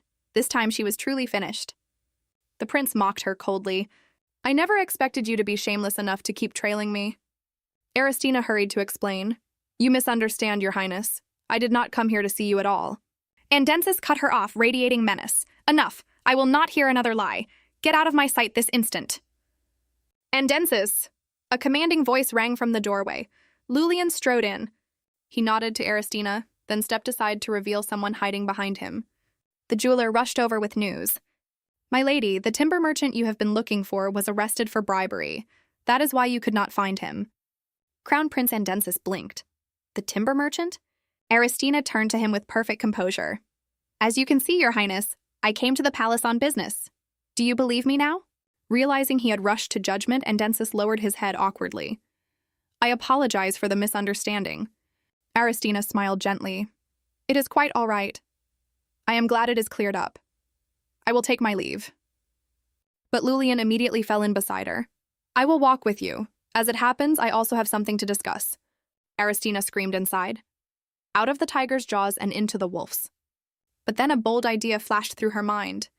With a single move, she could rid herself of both dangerous men at once. Aristina turned to Lulian. Very well, I accept your offer, Your Grace. Both Lulian and Andensis froze. Offer? Aristina announced brightly, the invitation to a date. Your Grace did say he wanted to know me better. Crown Prince Andensis's jaw dropped. My lady, a divine representative devotes his entire life to the gods. How could he casually invite you on a date? Having used the moment to prove her feelings for the prince were gone, Aristina put on a look of innocent confusion. Lulian smirked and conceded without complaint. Well, you have caught me out. My apologies for teasing you, my lady. My plan is exposed, so I will take my leave. Watching him retreat so easily, when she reached into her bag to check, the pouch holding the gold shard had vanished. So while deliberately bumping into her and making small talk, Lulian had lifted the treasure back. He had approached her from start to finish only to reclaim it. But Aristina had anticipated that intention long before. The shard he had just pickpocketed was a fake. Aristina savored the image of his face changing when he opened the pouch at home. Bearing the title of divine representative, he could never publicly demand it back. Two dangerous obstacles cleared, Aristina quickly returned to her carriage. Benjamin came running with good news. Guildmaster, I found a timber merchant who still has stock. But as he climbed into the carriage, he explained nervously, this old carpenter is extremely stubborn and difficult. He flatly refuses to sell to music box makers, insisting fine wood must not be squandered on luxury trinkets. One guild head tried lying to him and was chased out with a stick, taking every blow. Aristina decided to meet him in person regardless. The moment she stepped into the timber shop, the old carpenter roared at her. Get out! I do not have a single sample to sell to music box people like you. Watching him rage about the trouble caused by the elf sect, Benjamin leaned in and explained that the elf sect was a cult devoted to worshipping plants, whose fanatics dressed like forest dwellers and treated anyone who felled a tree or worked wood as a murderer. They came constantly to vandalize and harass his shop. Looking at their boycott leaflets scattered across the floor, she walked slowly toward the old carpenter. Sir, you will not sell for 10 million Farron. What about 100 million Farron? Both Benjamin and the carpenter stared. 100 million Farron? The old man trembled but held his ground. Do not toy with me. You think 100 million will shake me? Well then, nothing to be done. I happen to be in the mood to spend money lately. Perhaps I will just hand this 100 million to the elf sect instead. The carpenter went rigid. You would truly donate 100 million to those lunatics? Aristina blinked innocently. Of course, since you will not sell me wood. I thought I should invest in something similar. Looking at the elf sect's donation board, she clicked her tongue at the current total, a grand 17 Farron. Aristina pressed the confirmation button at once. Glowing script appeared on the magical display. Thank you for your donation of 100 million Farron. The carpenter turned red with fury. Benjamin lunged and grabbed the old man's collar, wailing, Sir, sign the contract quickly. Why would you let that much money fall into the hands of the cult that vandalizes your own shop? Seeing him still hesitate, Aristina raised her hand toward the display again. Spending money really is the best feeling. Perhaps I should round it up to a full billion Farron. The carpenter shrieked and threw up both hands in surrender. Stop. I will sign. I will sign the contract. With one devastatingly expensive maneuver, Aristina had secured the supply contract for birch walnut wood. The next morning at the Silver Swallow Palace, guards blocked the doors, admitting no guild without a wood sample. The rank S guild mistress smirked, certain the organizers would have to lower the standard. Just then, Aristina stepped down from her carriage in a luxurious gown, head high, followed by a maid carrying an elegant velvet case. She calmly presented the wood sample along with a legitimate purchase contract. After inspection, the guard announced clearly, "Verification complete. Lady Aristina, please proceed inside." The rank S guild mistress's jaw dropped. She reassured herself that Aristina must have paid an outrageous price for that wood. But Aristina only smiled to herself. There was no law against spending a great deal of money. Aristina suddenly noticed a familiar figure quietly observing her. It was Eunice, her father's closest aide. Aristina smiled. So her proud father was still quietly invested in the outcome of this interview. Aristina settled onto the sofa and began rehearsing the interview questions to score flawlessly. But the moment she finished the thought, the entire room shook violently. Aristina clutched the case holding the wood sample. Terrified this disaster would ruin the interview she had worked so hard for. Hearing Lady Peruvia scream in the next room, Aristina rushed out to save her precious future client. The bag in her hand suddenly blazed with brilliant green light. Aristina opened the case. The birch walnut sample inside was glowing on its own, humming a melody as soft as a lullaby. In the middle of that miracle, a gleaming emerald crystallized right on the grain of the wood. More astonishing still, the moment the gem appeared, the violent tremors stopped entirely. Aristina hurried off to find Lady Peruvia. But when she entered the great hall, she froze at the sight of the lady standing beside a tall man dressed in extraordinary finery. Was that not the eccentric old carpenter from the timber shop? Lady Peruvia spoke with some embarrassment. "I never expected you to worry about me so much. Now I feel truly guilty for deceiving you. In truth, this interview was never about choosing a music box partner. It was a test to find a contractor capable of handling the lullaby of the world tree." The old carpenter calmly explained the balance curse that threatened the princes of Dragonblood. The world tree produces the lullaby, which is the emerald Aristina now held, to soothe the unrest in their souls. Harvesting this sacred object requires the power of spirits, but spirits and dragons cannot trade directly, so they must find a human intermediary. The carpenter sighed with regret. In the past, every intermediary who learned the true worth of the lullaby was blinded by greed. They used it to control transcendent beings and seize power, which led to catastrophes of extinction. He stepped suddenly closer and pointed straight at Aristina's face, his eyes bright with excitement. But after many trials, we discovered the kind of person who performs this duty flawlessly. Those driven by pure greed, obsessed with nothing but profit. People exactly like you, my lady. Aristina stared at him, unsure whether she had just been praised or insulted. Lady Peruvia smiled beside her. "In any case, you have already won your duel with the Great Spirit." Aristina blinked. "I have? But I have never even met a Great Spirit." The carpenter pointed at himself and declared proudly, "The Great Spirit is standing right in front of you." Aristina nearly fell over. The eccentric old carpenter was the Great Spirit? Every fantasy of a handsome spirit lord shattered inside her. The Great Spirit cleared his throat in reproach. "What I hate most are those who use my name to cause ruin." Seeing Aristina bow in apology, the Great Spirit laughed. "It is fine. What matters is that you passed the test. You even gave up the chance to build ties with the royal family in order to hold to your own principles, and then ran straight into danger to get here." Aristina broke into a cold sweat, not daring to confess she had done it all simply to keep from losing a client. Right then, the doors flew open, and Crown Prince Andensis and Second Prince Zikron rushed in. Seeing Aristina standing there, Zikron shouted in disbelief, "What, Aristina is the contractor? This is madness. She has been chasing my brother since she was 7. Choosing her is inviting disaster." The Great Spirit released a terrifying pressure. "Are you telling me I made the wrong choice, Your Highness?" He continued speaking in Aristina's defense. "The past may be true, but things are different now. She is governed today by nothing more than pure greed. Chase someone for 10 years and receive nothing in return, and anyone would grow tired." She bowed to Crown Prince Andensis with impeccable form. "I apologize for my disrespect in the past, and I promise it will never happen again. I sincerely wish you and Lady Celine every happiness together." Looking at that radiant smile and hearing that sincere blessing, Crown Prince Andensis was briefly stunned. "I understand. Can you forgive me, my lady, for doubting you and for failing to see your true feelings all this time?" Watching his brother's attitude reverse completely, Second Prince Zikron held his head, unable to believe the lovesick villainess had truly let the Crown Prince go. Turning back to face the Great Spirit and Lady Peruvia, Aristina smiled and gently declined the offer of partnership. I apologize, but the project I am pursuing is the music box trade. Your music boxes are stable and profitable. Lady Peruvia took her hand apologetically. I am so sorry. I have already decided to hand the music box trade to the maid who cared for me all my life. Aristina smiled politely and withdrew without hesitation. It is quite all right. In that case, I do not think I am suited to be the contractor for the stabilizer project either. I wish you both a better partner. Watching Aristina decisively refuse an opportunity for her own interests, rather than blindly seizing the title of the chosen one, the Great Spirit was moved to tears. Truly a candidate who appears once in 100 years. Lady Peruvia waved the two princes out so the private conversation could continue. She poured tea slowly and revealed a secret. The lullaby of the world tree is not merely a stabilizer. Its true significance is far greater.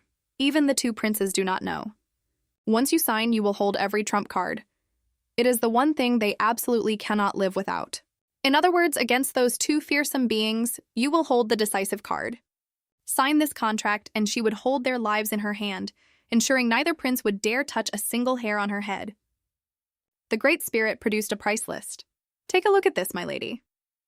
The profit from the lullaby dwarfed music boxes many times over.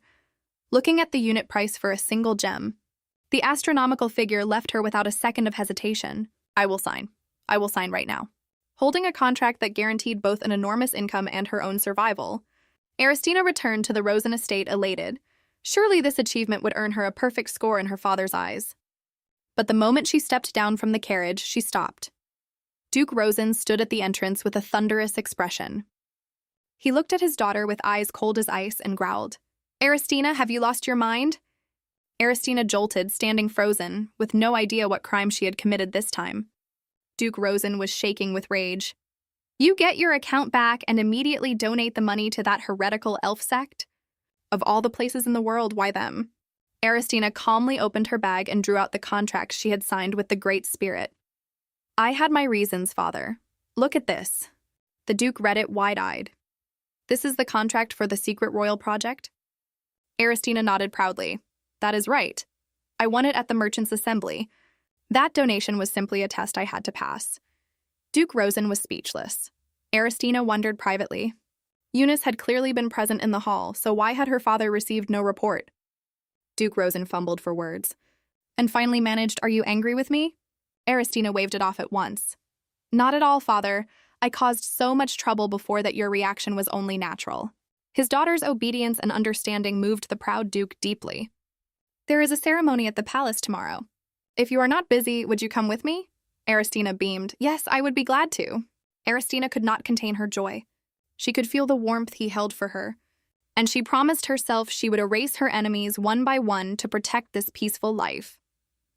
The following afternoon at the palace, the launch ceremony for the secret project was magnificent. The moment the Great Spirit saw them in his splendid attire, he strode over laughing. It has been ages. You still look as frail as ever. The two exchanged warm greetings. Then the Great Spirit happily delivered a shocking piece of news. I am in an exceptional mood, because that heretical elf sect has completely disbanded. Aristina and her father both started. Disbanded? Indeed. They turned on each other and fought to the death over that 100 million Farron donation. All thanks to Lady Aristina's generosity. Aristina swallowed her words, astonished that one impulsive donation had wiped out an entire cult. Just then, a tall figure appeared. Crown Prince Andensis approached in magnificent royal ceremonial dress. He smiled gently and extended his hand courteously toward Aristina. Welcome, Duke, my lady. It is time to enter the hall. Allow me to escort you. Aristina rested her hand lightly on the prince's.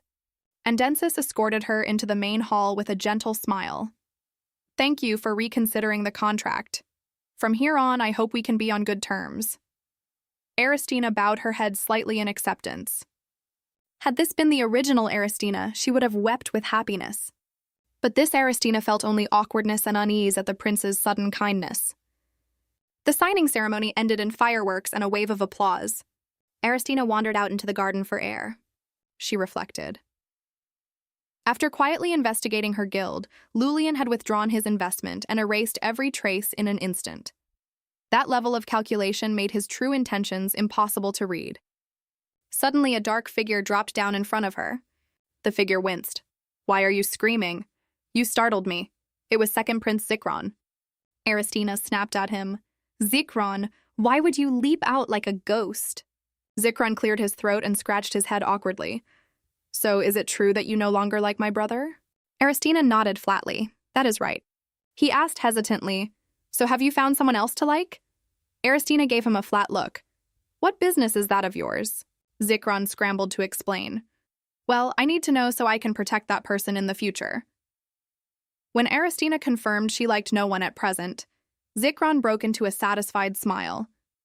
Noticing the fresh blood on the wound at his chest, Aristina asked after it out of curiosity. Zikron bristled instantly when she teased that he must have been jumped. "Do I look like someone who goes down easily? It is only because of who my opponent was." Catching the gravity in his eyes, Aristina pressed, "Who exactly injured you?" Zikron looked around carefully, then leaned in and whispered a name in her ear. It was the Black Shadow. "You mean the legendary thief?"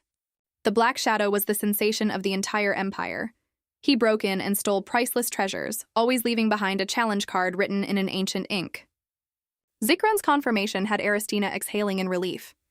If he had clashed with the legendary thief that morning, then he had nothing at all to do with her death in the annex. To prove his claim, Zikron took Aristina to meet the head of the Royal Security Bureau. He had ambushed the thief along his escape route and used the dragon chains, a treasure holding supreme power, to bind him. But the masked thief had shattered the magical chains by sheer force and escaped spectacularly. Aristina approached to examine the remaining fragment of the chain. And then, a jolt shot through her mind. This metal fragment had the exact shape and energy of the one she had found at the Holy Grounds that night. Every piece snapped into place. Lulian was not merely the divine representative, he was the legendary thief, the Black Shadow. Only the supreme power of a divine representative could shatter a dragon's treasure. And no one would ever suspect that the famous thief hid inside the sacred grounds themselves. No wonder he had resorted to picking her pocket to reclaim that fragment at any cost. While Aristina was quietly pleased with her deduction, Zikron turned to her. "Aristina, where do you think he is hiding?" Aristina broke into a sweat, unsure whether she should tell the truth. Zikron smirked confidently. "Scared? Do not worry. This time my brother, the Crown Prince, is joining the hunt. That thief is as good as finished." All three of them, Andensis, Zikron, and Lulian, had been close friends since childhood. If the two princes killed Lulian, the head of the royal church, a war between the crown and the church would erupt and drown the empire in fire. The space around Aristina suddenly went dark. A golden light burst forth. A small dragon of shining gold appeared and spoke with divine authority. "Contractor, at last you have seen that future. I am the will of a supreme being, and I have come to seek your help." Aristina stared in astonishment. "A dragon?" The little dragon waved a claw and conjured a vision of the future. Crown Prince Andensis and Second Prince Zikron, eyes blazing, stood over Lulian's motionless body. The little dragon warned her, "If this continues, a catastrophe of extinction will follow." Aristina asked warily how it could be stopped. The little dragon handed her a golden magic staff. "I grant you the power to alter any magic circle created by those two transcendent beings. Simply command it to erase all traces and no one will ever know you intervened." When Aristina asked how long she could use it, the dragon replied that the staff lasted only 15 minutes, to avoid breaking the world's balance. But when she pressed for how she would know the right moment, the little dragon only smiled slyly. "That is for you to work out yourself." The dragon moved to vanish. Aristina promptly turned her back. "Then go find someone else. Staying alive is difficult enough as it is." The dragon panicked and held her back. "Wait, I am not asking for free. I will grant you whatever you desire most from those two transcendent beings. Their wealth or their hearts." Aristina's eyes lit up at once. "Anything at all? Then may I interrogate them?" The little dragon blinked. "Interrogate?" Aristina nodded eagerly. "Yes, make it so they can neither hide nor lie about anything in front of me." Speechless at the villainess's peculiar wish, the little dragon nodded anyway. "The two transcendent beings will speak only truth before you, and they will retain no memory of the interrogation whatsoever." The light faded, and Aristina came back to reality. seeing the magic staff transformed into an intricate gilded tattoo on her wrist, hearing Zikron and the officials discussing how to use a rare gem as bait for the Black Shadow. Well, now I have a truly brilliant idea. Aristina laid it out calmly. I am planning to open a commercial center in partnership with the royal family. If we display an exceptionally rare treasure at the opening, do you think that Thief would take the bait? Zikron clapped in agreement. It was a perfect chance to lay a trap and catch him cleanly. But he worried over what treasure to use as bait. Aristina volunteered at once. Leave the preparations to me.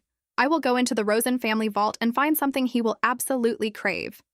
Zikron eyed her suspiciously. Why are you so eager to help me? Did you not say you no longer cared about my brother? Aristina smirked haughtily. I simply do not like the idea of a thief owning a treasure that I do not. Zikron burst out laughing with delight. Well, thank you all the same, Aristina. With your help, this plan is certain to succeed. Watching that easy laugh and simple nature, Aristina thought it over. Had it been Crown Prince Andensis, he would have suspected her motives instantly. Looking at that smile, it was hard to believe Zikron was the one who had killed her. Still, she reminded herself not to grow careless, because this could all be a flawless performance. That afternoon, Aristina invited her father to tea. Duke Rosen took a sip and asked, "What is the occasion for suddenly inviting me to tea?" Aristina smiled sweetly. I simply wanted to talk with you after all this time. And incidentally, there is something I would like to ask of you. The Duke asked bluntly, How much money? Aristina shook her head. I did not come here for money, father. The Duke raised a brow. How surprising. Then what do you want? Aristina answered evenly. Please allow me into the family vault. The request made the Duke choke on his tea. Remembering how a young Aristina had smashed the treasures inside, he refused. Absolutely not. You are banned from that room. Aristina swiftly produced an official letter from the second prince. Hear me out, father. Prince Zikron has formally requested to borrow a family treasure for a royal mission. Reading the letter bearing Zikron's signature and seal, Duke Rosen sighed and relented. Very well. In that case, follow me. He led Aristina into the shimmering family vault. At the center of the room stood the Harbarian, a model of the great merchant ship belonging to the first head of House Rosen. By tradition, every great house held a trial to prove the worth of its heir, and this ship was the supreme trial of House Rosen. Only by placing the first patriarch's necklace upon it and successfully launching the ship would a person be recognized as the true successor. Looking at the Harbarian, Aristina recalled a painful memory from the original's 17th year. The moment she had set the necklace on it and lowered the ship into the water, it sank instantly before the eyes of the entire clan. Still shaking off that humiliating memory, Aristina saw Duke Rosen point to a 300-year-old jade cup. She waved it away quickly, because cups always dragged her back to the poisoned tea. Aristina's gaze snagged on a large wooden case draped in brocade. The Duke lifted the cloth and said in surprise, I nearly forgot about this. This is the crown of frost, once worn by Saint Agneta of Rosen blood. The crown gave off an ethereal blue glow. Though its magic had faded over time, it remained a priceless treasure. Looking at the tarnished stone at its center, the Duke sighed. Every 33 years, the crown must be taken to the church for purification. Lately, too busy cleaning up after a certain someone, he had forgotten the schedule. Aristina's eyes lit up. Was this not the perfect excuse to bring the treasure to Lulian for purification and use it as bait at the same time? I will take the crown to the church for you, father. Duke Rosen clutched the precious case, and under his daughter's insistence, he finally handed it over through gritted teeth, a pained look on his face, insisting on accompanying her to guard it. The moment they left the vault, Aristina spotted the aide Eunice waiting in the corridor. Eunice had clearly witnessed everything at the assembly, and yet had reported none of it to the Duke. What exactly was this woman hiding? Eunice bowed with a smile, ready to report on the cadet branch. But Duke Rosen waved her off. Later. I have urgent business. The smile vanished from Eunice's lips. The aide watched Aristina's back with a cold, cutting stare. Aristina silently prayed the divine representative would not hold a grudge over the past. But the moment he came out to greet them in his pristine white vestments, Lulian delivered a barb. How surprising to see you both at this hour, especially since my lady chose the front door this time. The words front door landed like cold water dragging up that night at the holy grounds. Aristina broke into a sweat, well aware he was still angry. Lulian smiled gently. How fortunate. I also have something to discuss with you privately. Duke Rosen jolted, terrified his daughter had committed yet another act of blasphemy. But Lulian merely inquired about the progress of the Amarantia research she had declared in court. Aristina started. She'd forgotten that excuse entirely. She laughed it off. Naturally, the research is progressing well. I will compile the results into a report and send it to the church. Lulian leaned in, his voice edged with threat. Since you are already here, why not report to me in person? Sensing danger, Aristina quickly put her father up as a shield. I would love to, but my father has an extremely important matter he needs your help with today. Duke Rosen hurriedly presented the elegant velvet case. Lulian opened it, and the crown of frost radiated a sacred blue light. The Duke explained that the 33-year cycle had come and the crown required purification. But Lulian looked regretful. Beginning tomorrow, he would enter a 15-day prayer of silence, so he could not perform the rite now. A 15-day prayer was quite possibly the perfect screen for the divine representative to roam freely as the Black Shadow. Duke Rosen retrieved the crown, ready to leave. Aristina murmured something to her father, then threw Lulian a knowing smile. Well, Your Grace, you are dying of curiosity, are you not? Wondering whether I have seen through your true identity. The psychological blow landed instantly. Lulian spoke up. One moment, please. He turned and instructed a servant to rearrange his entire schedule and agreed to accept the crown that very day. Aristina savored her victory. Before parting, she turned back with a brilliant smile. Since you are so busy, I will bring my research report the moment your prayer period ends. Lulian rested a hand on his chin, watching her with violet eyes full of interest. I will look forward to that meeting very much, my lady. In the carriage home, the Duke pressed her. What secret business are you tangled up in that you must hide it even from the divine representative? Aristina confessed plainly. I intend to use the crown as bait to trap the legendary thief. The Duke was aghast. What? Why would you recklessly involve yourself in something so dangerous? The Duke glared at his daughter. I'm only worried you will bungle it. Aristina wept internally. She had actually thought he was worried about her. She reminded him to keep it absolutely secret. The Duke offered to send a few of his most capable aides to assist her. Aristina accepted politely while refusing inwardly. She could not trust her father's aides, least of all Eunice. She needed people loyal to her and her alone. Soon after, Aristina arranged to meet Benjamin in a busy public park for safety. Benjamin handed her a stack of files. This is everything on the maids you requested, Guildmaster. Aristina leafed through them. She knew the maids held more information than anyone else in the estate. Not gifted at winning hearts, she decided to buy loyalty with money. Her eyes stopped on the file of Sophie Lindell, the maid in charge of cosmetics. A salary advance request showed she carried an enormous debt of 100 million Farren to Lilibet, one of the 5 most exclusive fashion houses in the capital. Lately, the maids had taken up a craze for expensive imitation earrings, but Sophie wore no jewelry at all. She showed none of the signs of a shopping addict deep in debt. Benjamin volunteered at once. Let me investigate this thoroughly for you, Guildmaster. Aristina was touched by her favorite employee's quick thinking. But as he turned to go, she called him back and lowered her voice. Wait.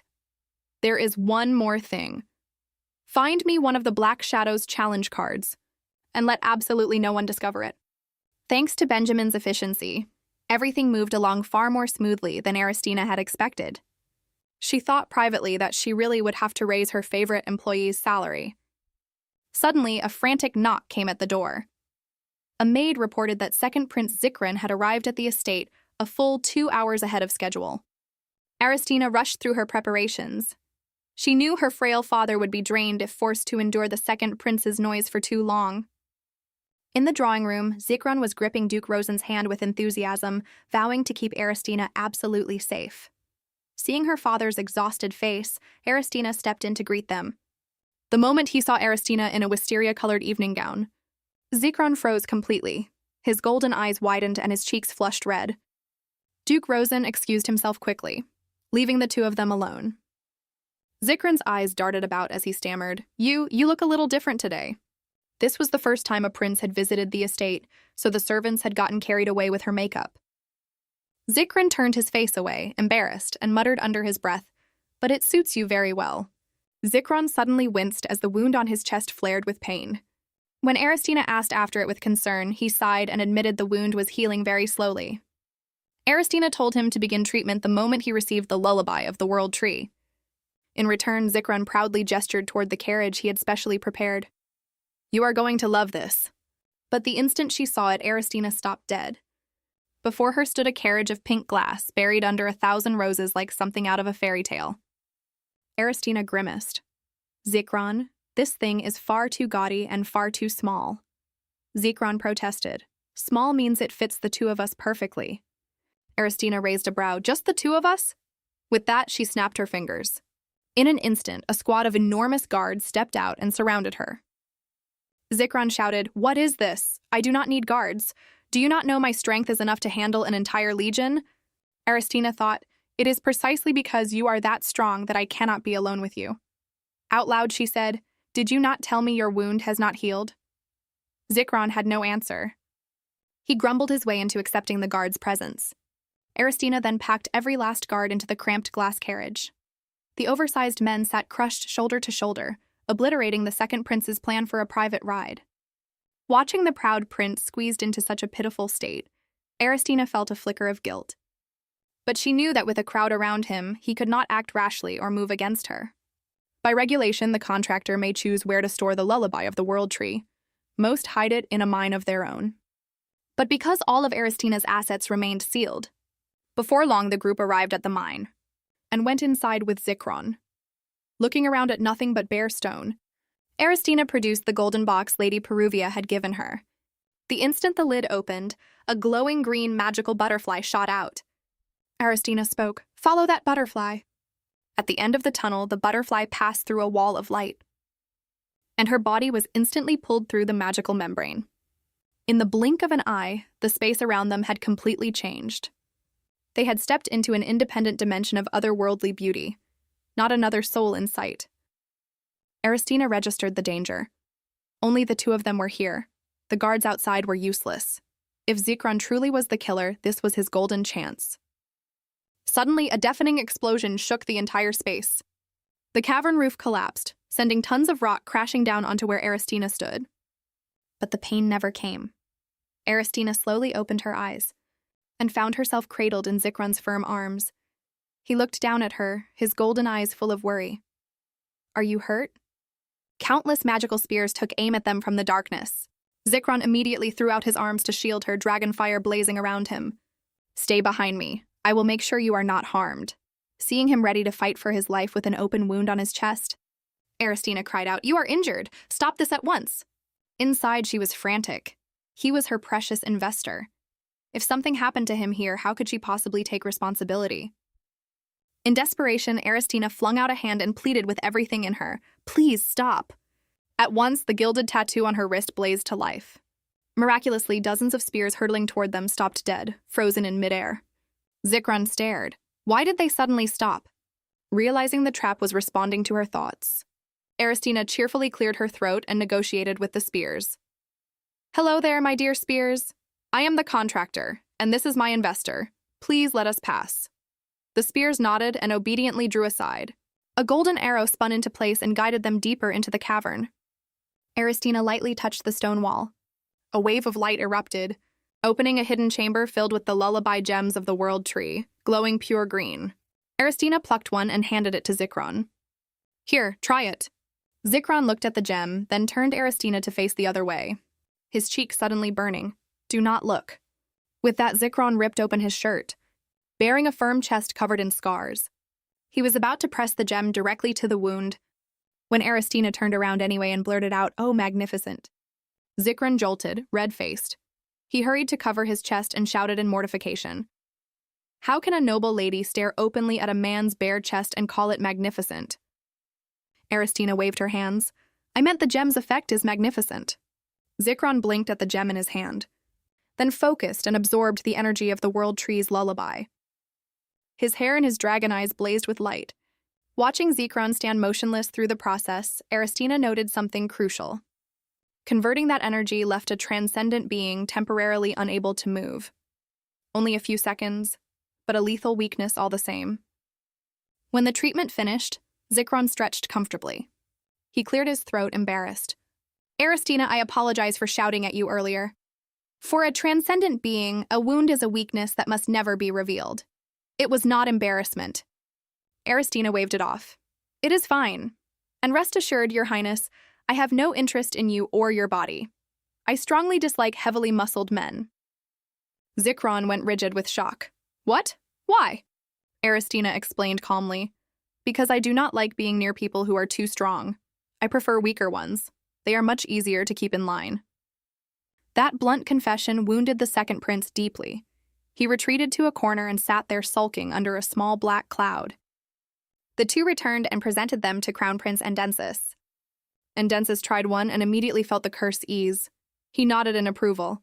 The effect really is excellent. Aristina's eyes lit up like stars. So would you say it is worth buying? Crown Prince Endensis smiled gently. Of course. I will purchase every one of these gems. I will have the payment sent directly to your guild headquarters. Tallying up 400 million Farron from a single transaction, Aristina wanted to leap into the air on the spot. She bowed quickly. Thank you very much, Your Highness. I will take my leave now.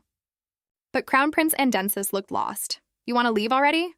Servants wheeled in a magnificent tea service, with a towering pastry stand and 3 fine porcelain cups.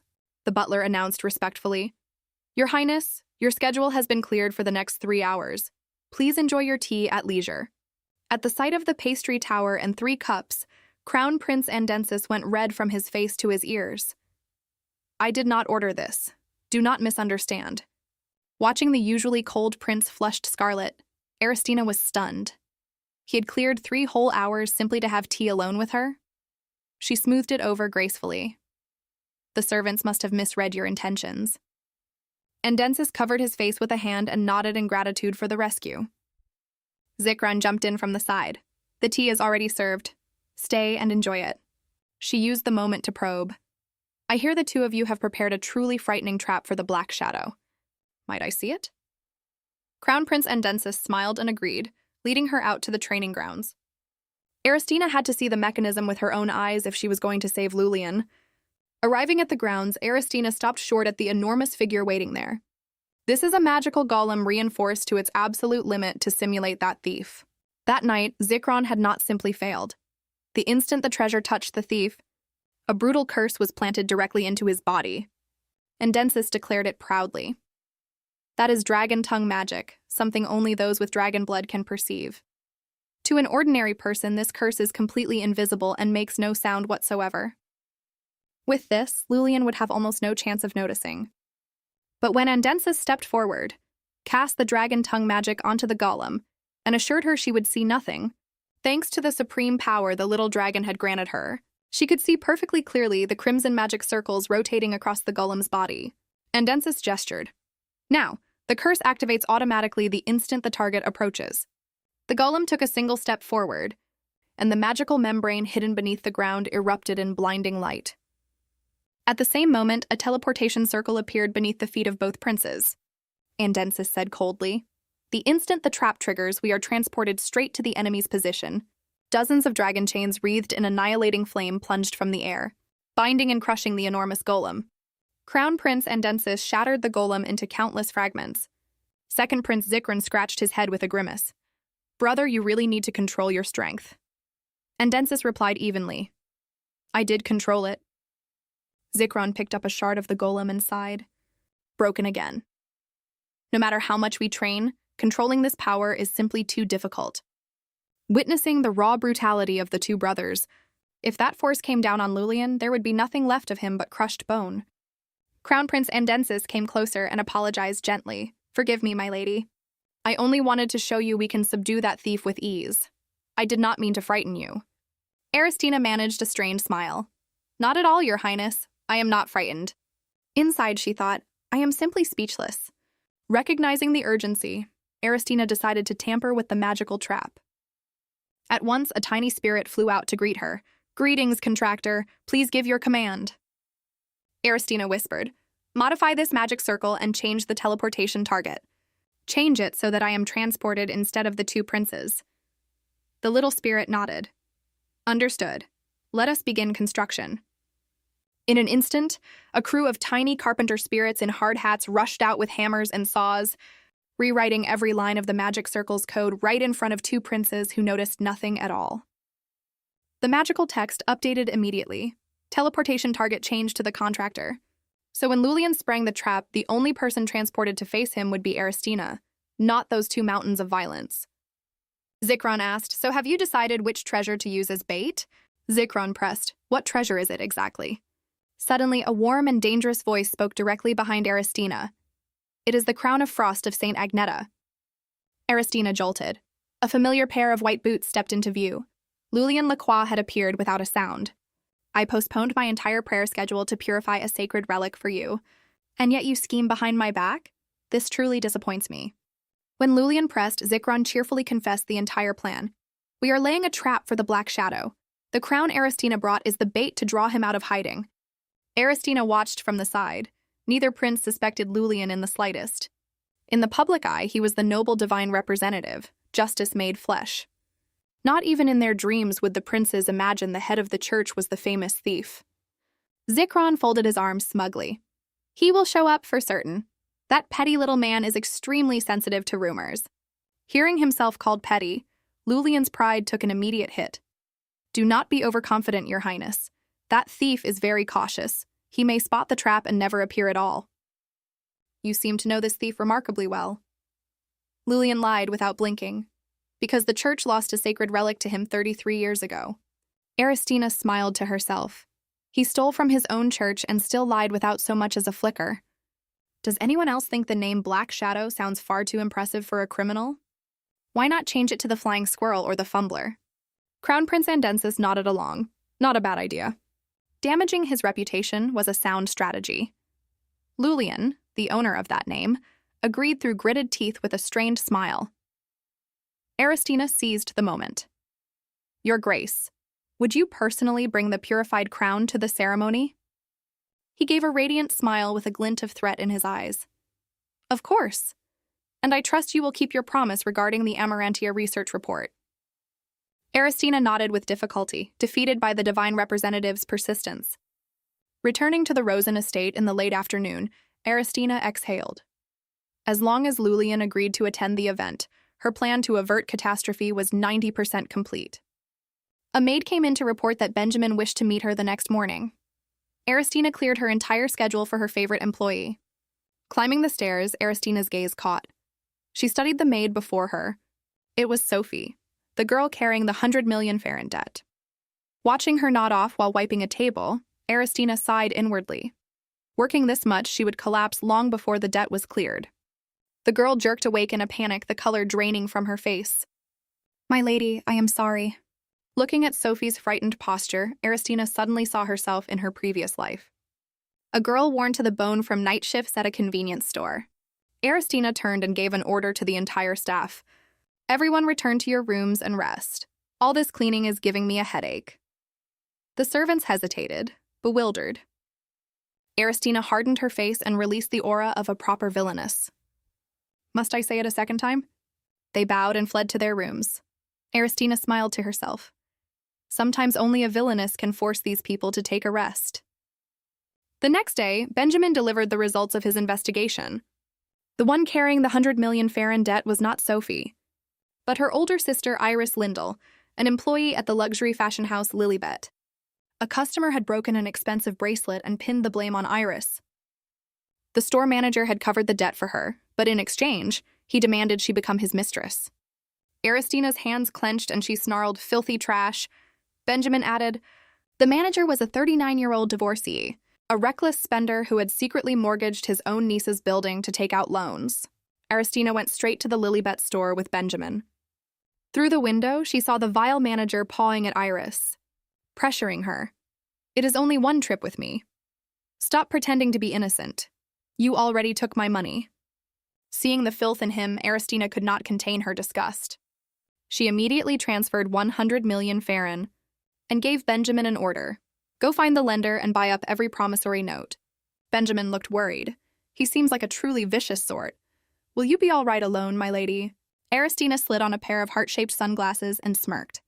"Trash like him is not even qualified to stand in front of me." Aristina kicked open the front doors of the Lilibet store.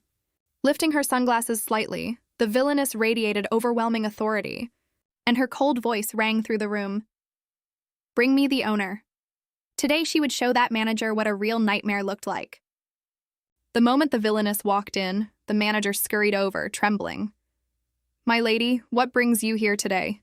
Aristina let her menace show and answered with a question. Why? Is there some reason I cannot be here?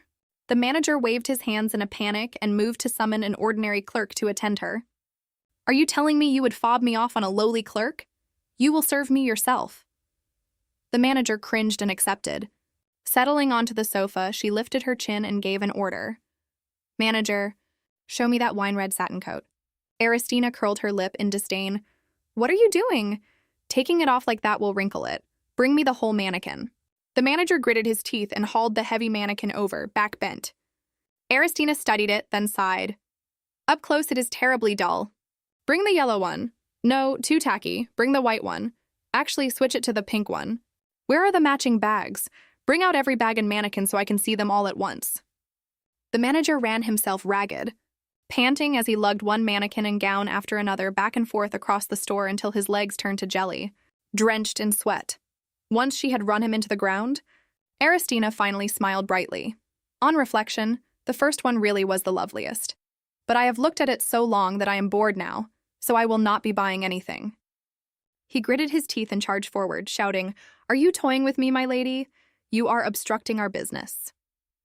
As he lunged, Aristina deliberately let her expensive bracelet fall to the floor. The pearl bracelet shattered. Aristina clutched her head and put on a frantic performance loud enough for the whole store. Oh no, my 500 million Ferrand bracelet, I only bought it yesterday. You just broke it, did you not? How do you intend to take responsibility? The manager went pale. I did nothing. Do not accuse me falsely. Aristina turned to the murmuring crowd. False accusation? I hear a clerk here once had to pay you compensation. Is this situation not identical? Pay me at once. Blood rushed to the manager's head and he roared, face scarlet. I do not care if you are a noble lady, I cannot take any more of this. As he raged, the door opened once again. His lender walked in. I am the one who cannot take any more. You begged me for a loan, then cut off all contact and refused to pay even the interest. Ignoring the manager's stammering excuses, the lender approached Aristina. He respectfully handed her the promissory notes. Thanks to you, my lady, a burden has been lifted. These are all of this wretch's debts. Aristina smiled and gave her favorite employee Benjamin a look of approval. She held the notes up before the manager. You see? Your creditor is now the Black Rose Guild. From this moment, all you owe me is 150 million Farron. The manager shouted, 150 million? I only borrowed 100 million. Aristina raised a single finger. We must include interest. I am not as merciful as the gentleman before me, so the price is now 160 million. The manager gaped. Why did it suddenly rise to 160 million? Aristina smiled. Because I feel like it. Well, will you pay me 170 million? The villainess's outrageous squeeze left the manager rigid. Just then, a haughty voice spoke from behind. What is all this commotion? It was Lady Lilibet Auclair, daughter of a marquess and the true owner of the store. Lady Aristina, since when have you stooped to working as a debt collector? Aristina answered without missing a beat. I am collecting capital for a royal project. Though I suppose my father cannot take as much pride as the marquess, whose brother secretly mortgaged his own niece's building for loans. The exposure hit hard and Lilibet flushed. To salvage her pride, Lilibet stepped close and leaned toward Aristina's ear, smiling with cruel amusement. It seems a little success has made you arrogant. Do you truly believe the royal family wants to do business with you? The crown only invented this project to salvage a shred of your honor after the poisoning case. Before long, you will receive a notice of cancellation. How pitiful. At that moment, a warm voice spoke from behind. Lady Lilibet, that will never happen. The whole store turned in shock. Crown Prince Andensis walked forward through a wash of brilliant light. He came to Aristina's side. Forgive me, my lady. My own oversight forced you to hear such ugly words. Then he turned to Lilibet with eyes cold as ice. Andensis declared before the entire crowd, it appears everyone here is laboring under an enormous delusion. In this contract, Lady Aristina holds all the power. And I am the one clinging to her, afraid she will change her mind. This royal project is not charity handed to House Rosen. If Lady Aristina withdraws, The royal family will be in a dreadful position. I genuinely wonder who dared spread such crude rumors. The prince's warning left Lilibet trembling, and she apologized at once. I have been a fool. Please forgive my thoughtlessness. Andensis turned gently to Aristina. How would you like to handle this, my lady? It is quite all right. Recognizing one's mistake is enough. After all, my own ruined projects in the past made the misunderstanding easy to reach. To make amends, Lilibet offered, I will close this store temporarily. All merchandise and staff here will be transferred to your commercial center project. Then turned to look at the manager. And how do you intend to handle this man? Lilibet answered firmly. I will strip him of all authority today. House Eau Claire will repay the debt on his behalf. But Aristina cut in coldly. I refuse. Whoever borrows the money repays it himself. Lilibet hesitated. But my uncle has no means of repaying. Aristina smirked. If he has no money, he pays with what he does have. As it happens, one of his employees is in his debt. I will take her instead. The manager begged frantically for more time. Aristina raised 2 fingers and dropped the final blow. 200 million Farren. That is compensation for the time I wasted speaking with you. The manager swallowed his humiliation, gathered his belongings, and trailed out of the store behind Lilibet in disgrace. Freed from the burden, Iris wept as she thanked Aristina. My name is Iris Lindell. Thank you so much, my lady. I promise I will work hard and repay you as quickly as I can. Aristina smiled gently. About that debt. I have a truly excellent business idea. She laid out an insurance model with enthusiasm. A policy that would pay compensation when an employee suffered an unforeseen accident. She decided to hire Iris and turn the model into a new branch of her guild, creating work for the vulnerable while shielding them from exploitation. Studying the small flower in her hand, Aristina spoke softly. As for the name of this policy, how does Iris Insurance sound? Iris and the assembled maids were moved to tears. Aristina continued, You will be the first policy holder. Simply agree to let your story and your name promote it, and your entire debt will be treated as though it never existed. Iris trembled, choking up. But my lady, does that not benefit only me? Or do you dislike the idea? Iris shook her head quickly and burst into tears of pure happiness. Not at all. This is a tremendous honor. Only minutes ago, all I could think about was dying. Thank you for giving my family and me an ordinary life again. The staff beamed and vowed to give everything to the commercial center project. Aristina caught herself scratching her nose in embarrassment. Her original motive had been purely self-serving, and yet their genuine gratitude stirred something unexpectedly warm in her chest. Crown Prince Andensis fell into step beside her. You never stop surprising me, my lady.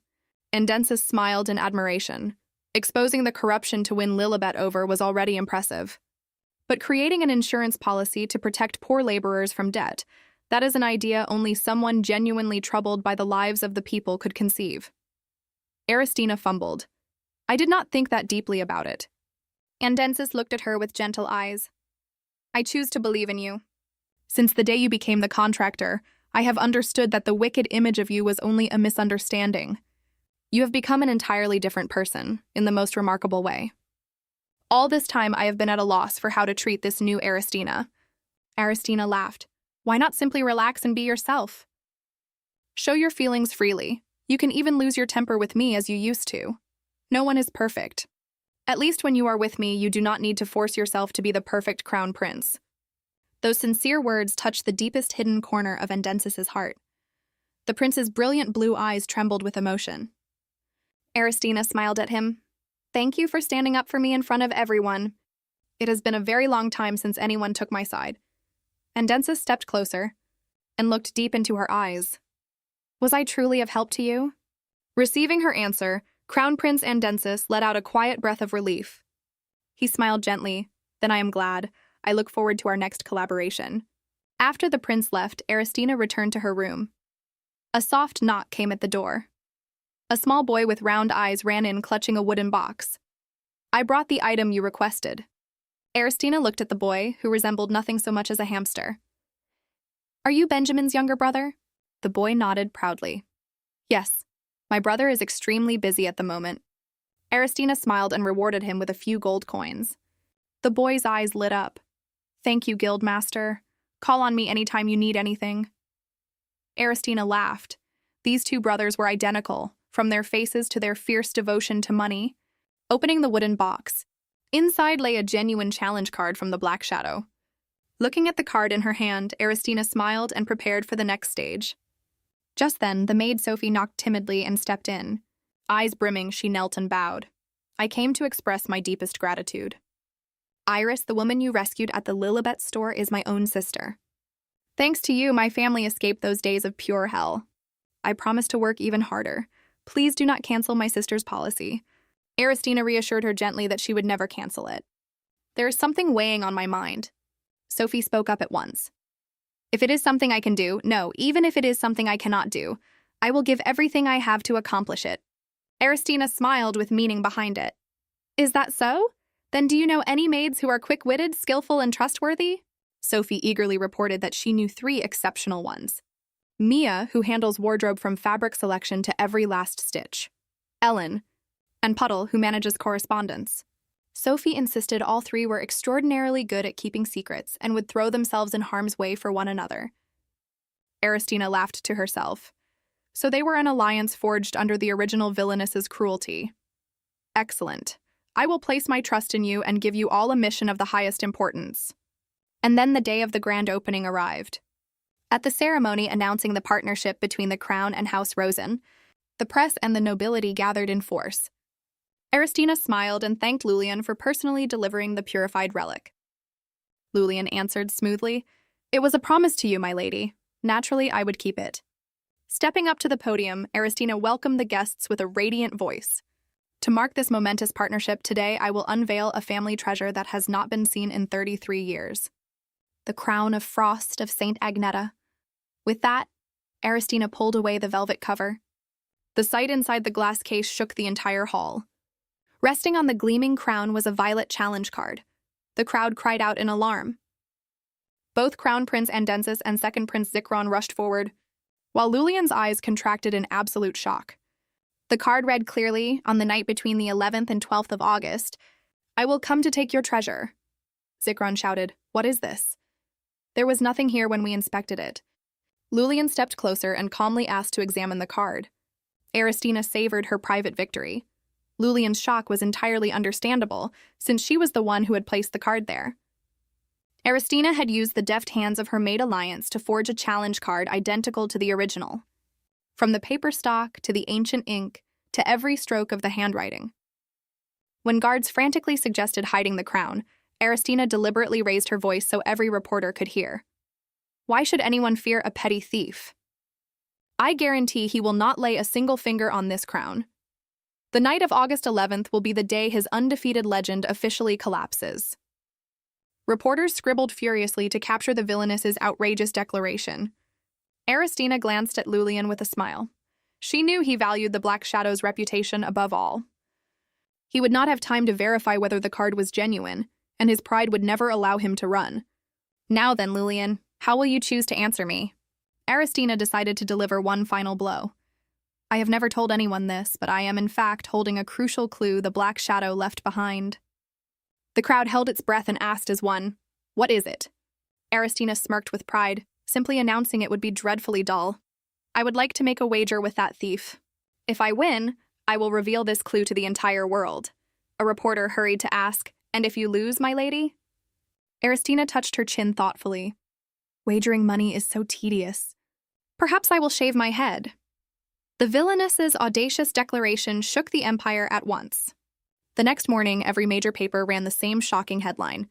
Lady Aristina vows to shave her head if she loses her wager with the Black Shadow. Aristina sipped champagne at her leisure. Though the card named tomorrow night, she knew that a man as cautious as Lulian would come to survey the ground this very evening. Exactly as predicted, the moment the ceremony ended, the Empress abruptly sent letters summoning both princes to the palace.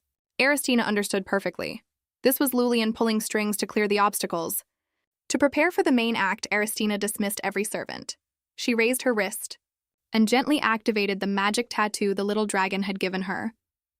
A transparent magical screen appeared, broadcasting a live view of the entire interior of the commercial center. Aristina smiled in triumph.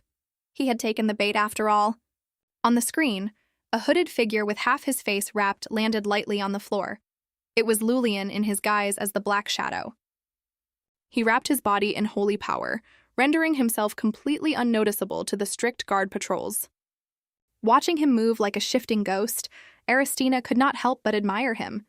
No wonder no one had uncovered this legendary thief's identity in all these years. Aristina held her breath, wondering why the prince's trap had not yet triggered. Lulian gently lifted the challenge card to examine it. His eyes shifted and he murmured, "Even the handwriting is flawless." He frowned and whispered, "Could this be his doing?" Watching through the screen, Aristina blinked. His? Whose? Did Lulian's activities as the Black Shadow conceal some darker secret still? Lost in thought, Aristina started as Lulian reached toward the crown. The instant his fingers touched the treasure, the tattoo on Aristina's wrist blazed to life. In a heartbeat, Aristina was pulled out of the lounge and teleported straight into the main hall of the commercial center. At the same moment, the prince's trap fired. Dozens of light spears tore through the air toward Lulian. Lulian rolled nimbly to evade, but Zikron's dragon chains erupted from the ground and locked tight around his legs. Lulian gathered his strength and channeled supreme holy power to break the chains. The burst was so violent that his disguise weakened, exposing deep blue hair and one familiar eye. Freed from the chains, Lulian raised his head and went silent at the figure standing directly behind him. Aristina, golden staff in hand, spoke, "Your Grace." Before either could recover, a second wave of magical spears rained down. "Damn it!" Lulian hissed. He could have escaped easily alone. But seeing Aristina standing squarely in the line of fire, he did not hesitate for a second. Lulian threw himself forward and pulled her into his arms, using his own back and mantle to shield her from the entire barrage. The explosion shook the Great Hall, and smoke and magical light billowed up around them. In the middle of it, Lulian held Aristina tightly. His deep blue hair fell forward as violet eyes looked down at the girl in his arms. "Are you hurt, my lady?" Cradled in his arms amid the smoke, Aristina answered blankly, "I am fine. Why would a man who despised her throw himself in front of her?" But the spears kept falling. She knew she had to stop this trap. Her eyes landed on the golden magic staff lying on the floor. Aristina lunged for the staff without hesitation and shouted, "Stop right now." The little spirit appeared instantly and blew a piercing whistle. In a heartbeat, every one of the dozens of spears froze in midair. Witnessing that flawless command over the magical trap, Lulian stood rooted in place. He looked at her with violet eyes full of shock. "Who are you exactly? Did you arrange all of this yourself?" Aristina admitted it plainly. "I did, though I am only acting on a request from another being." Lulian narrowed his eyes. "A request? From whom?" "The will of a supreme being. I was told to save your life at any cost and to prevent the catastrophe the two princes would bring about." Lulian eyed her with doubt. "How am I supposed to believe you?" Aristina answered proudly. "The fact that I reached this place on my own without either prince noticing is the proof. This entire area is sealed by their magic. Without me, you would never get out of here." Seeing barely 11 minutes left on the countdown, Aristina went straight to the point. "I will dissolve this space and set you free. But first, you will answer my question honestly." Lulian's face hardened. "If you mean to ask why I do these things, I will not answer." Aristina waved it away. "I have no interest whatsoever in your reasons. I know you have your own burdens." She recalled that the original Aristina had been murdered at dawn on the 13th of July. The clash between Lulian and Zikron had occurred at that same hour. Aristina looked him straight in the eye. "From the night of the 12th to the dawn of the 13th of July, where were you and what were you doing?" "At that time, I was breaking in to steal the Golden Lily from the Brias Guild. I ran into Zikron on my way out. Afterward, I hid in the holy grounds to shake off the pursuit." His account matched the news report on the Golden Lily theft exactly. The fierce fight with Zikron had consumed most of Lulian's holy power. Bound by dragon chains, he could not possibly have had the time or strength to slip into the annex and kill her. What is more, if he truly wanted her dead, he would never have thrown himself in front of that rain of spears to protect her. Aristina exhaled. Lulian was not the killer. Lulian narrowed his eyes and demanded to know why she was investigating his whereabouts. Aristina brushed the question aside and prepared to activate the staff and withdraw. Lulian moved to stop her. "Wait, what exactly was that power you used? How can you command this trap?" Aristina smiled. "I cannot reveal that for free. I would like to propose a trade." Lulian drew from his pocket a golden key carved with an exquisite serpent. This is an object any information broker in the world would sell his soul to possess. Go to the port of Belmay and find the location engraved on this key. It will be useful to you. My lady, we will discuss the details at our next meeting. With that, he vanished in a burst of blinding light. Seeing only 10 seconds left on the countdown, Aristina hurriedly ordered the spirits. Erase every magical trace, then return me to my original position. The little spirit nodded rapidly. Understood. I will adjust the coordinates for the safest possible landing, my lady. But the moment the magic circle dissolved, Aristina found herself in free fall from above. She landed squarely in the full bathtub in her private room, soaked through in a magnificent evening gown. Aristina groaned at the ceiling. The safe location you promised was a bathtub? Hearing the crash and the scream from the bathroom, the maids outside kicked the door in. My lady, are you hurt? Aristina quickly changed into a nightgown and reassured them with a smile. It is nothing. I simply knocked over a glass of water. Thank you all for worrying about me. The staff let out a collective breath. Looking at their genuine concern, Aristina could not help but marvel. Everything had changed completely from the past, when all she ever received from anyone was hatred and blame. Resting on her bed, Aristina studied the golden key she had stored carefully in her jewelry box. She promised herself she would seek out the information brokers at the port of Belmay the moment the immediate dangers were resolved. Suddenly, the little dragon appeared before her again. Chosen one, you have done exceptionally well. I grant you the reward I promised, the power of truthful interrogation. You will have 5 minutes to hear the most honest answers from those transcendent beings. The tattoo on Aristina's wrist flared, and the little dragon vanished. Aristina clapped with delight. The turnaround was remarkably fast. Now she was ready to interrogate the two princes. On the night of the trap set for the thief, Aristina arrived at the commercial center in striking form. She wore a trim hunting outfit and led 2 enormous hounds on leashes. As the guards saluted her, Aristina calmly asked where the crown prince and second prince were. Learning they were inside, she ordered every guard to keep watch outside. Aristina knew the Black Shadow would not appear tonight, and she needed absolute privacy to interrogate the 2 princes. The moment she led the hounds into the main hall, the 2 fierce dogs stopped in their tracks, trembling and whimpering in fear. Aristina! A cheerful voice called from above. Second Prince Zikran dropped lightly from the top of a stone column. He asked curiously, "What are you doing here?" "Your part is already done," Aristina answered evenly. "If I am going to take part, I will see it through." Seeing the working hounds cower under the pressure of his dragon blood, Zikran crouched down, spread his arms, and grinned. "It is all right. Come here, good dogs." The 2 hounds immediately wagged their tails and bounded into his lap, licking his face all over.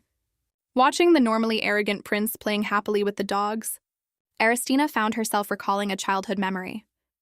Back then, the young Zikran had longed to pet small dogs, but the pressure of his dragon blood was so strong that every dog fled the moment they saw him. Seeing Zikran look so dejected, the proud little Aristina had snuck into her own family vault and stolen the angel's mantle to give to him. Aristina had explained eagerly, "This mantle can conceal your power.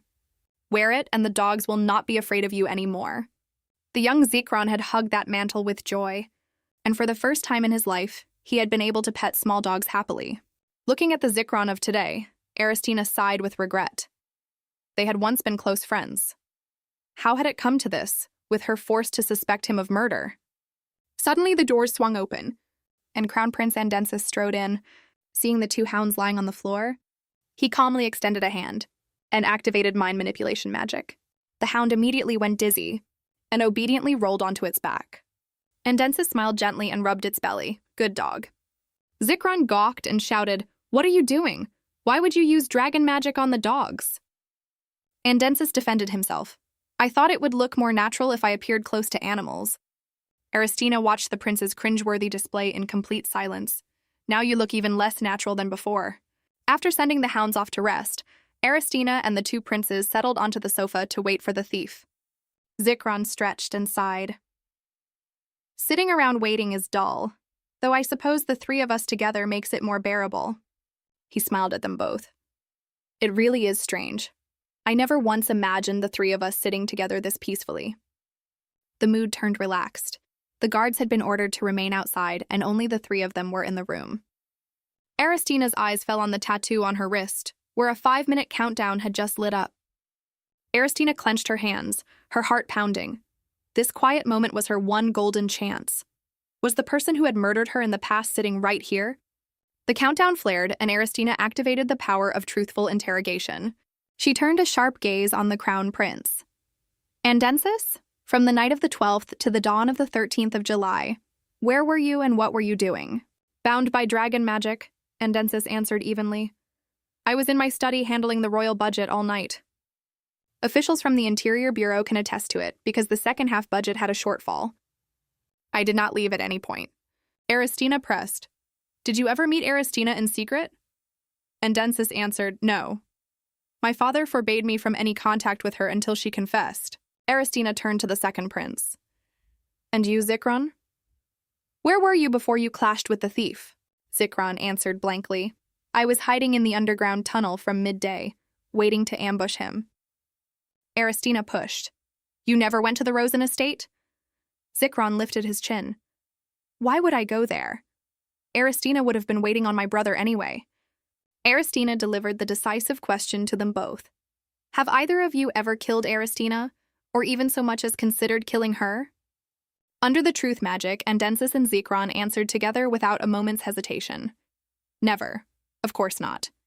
The countdown returned to 0, the interrogation power ended, and both princes collapsed onto the sofa, falling into a deep sleep with every memory of the conversation erased. Watching them sleep, Aristina felt a weight lift from her chest.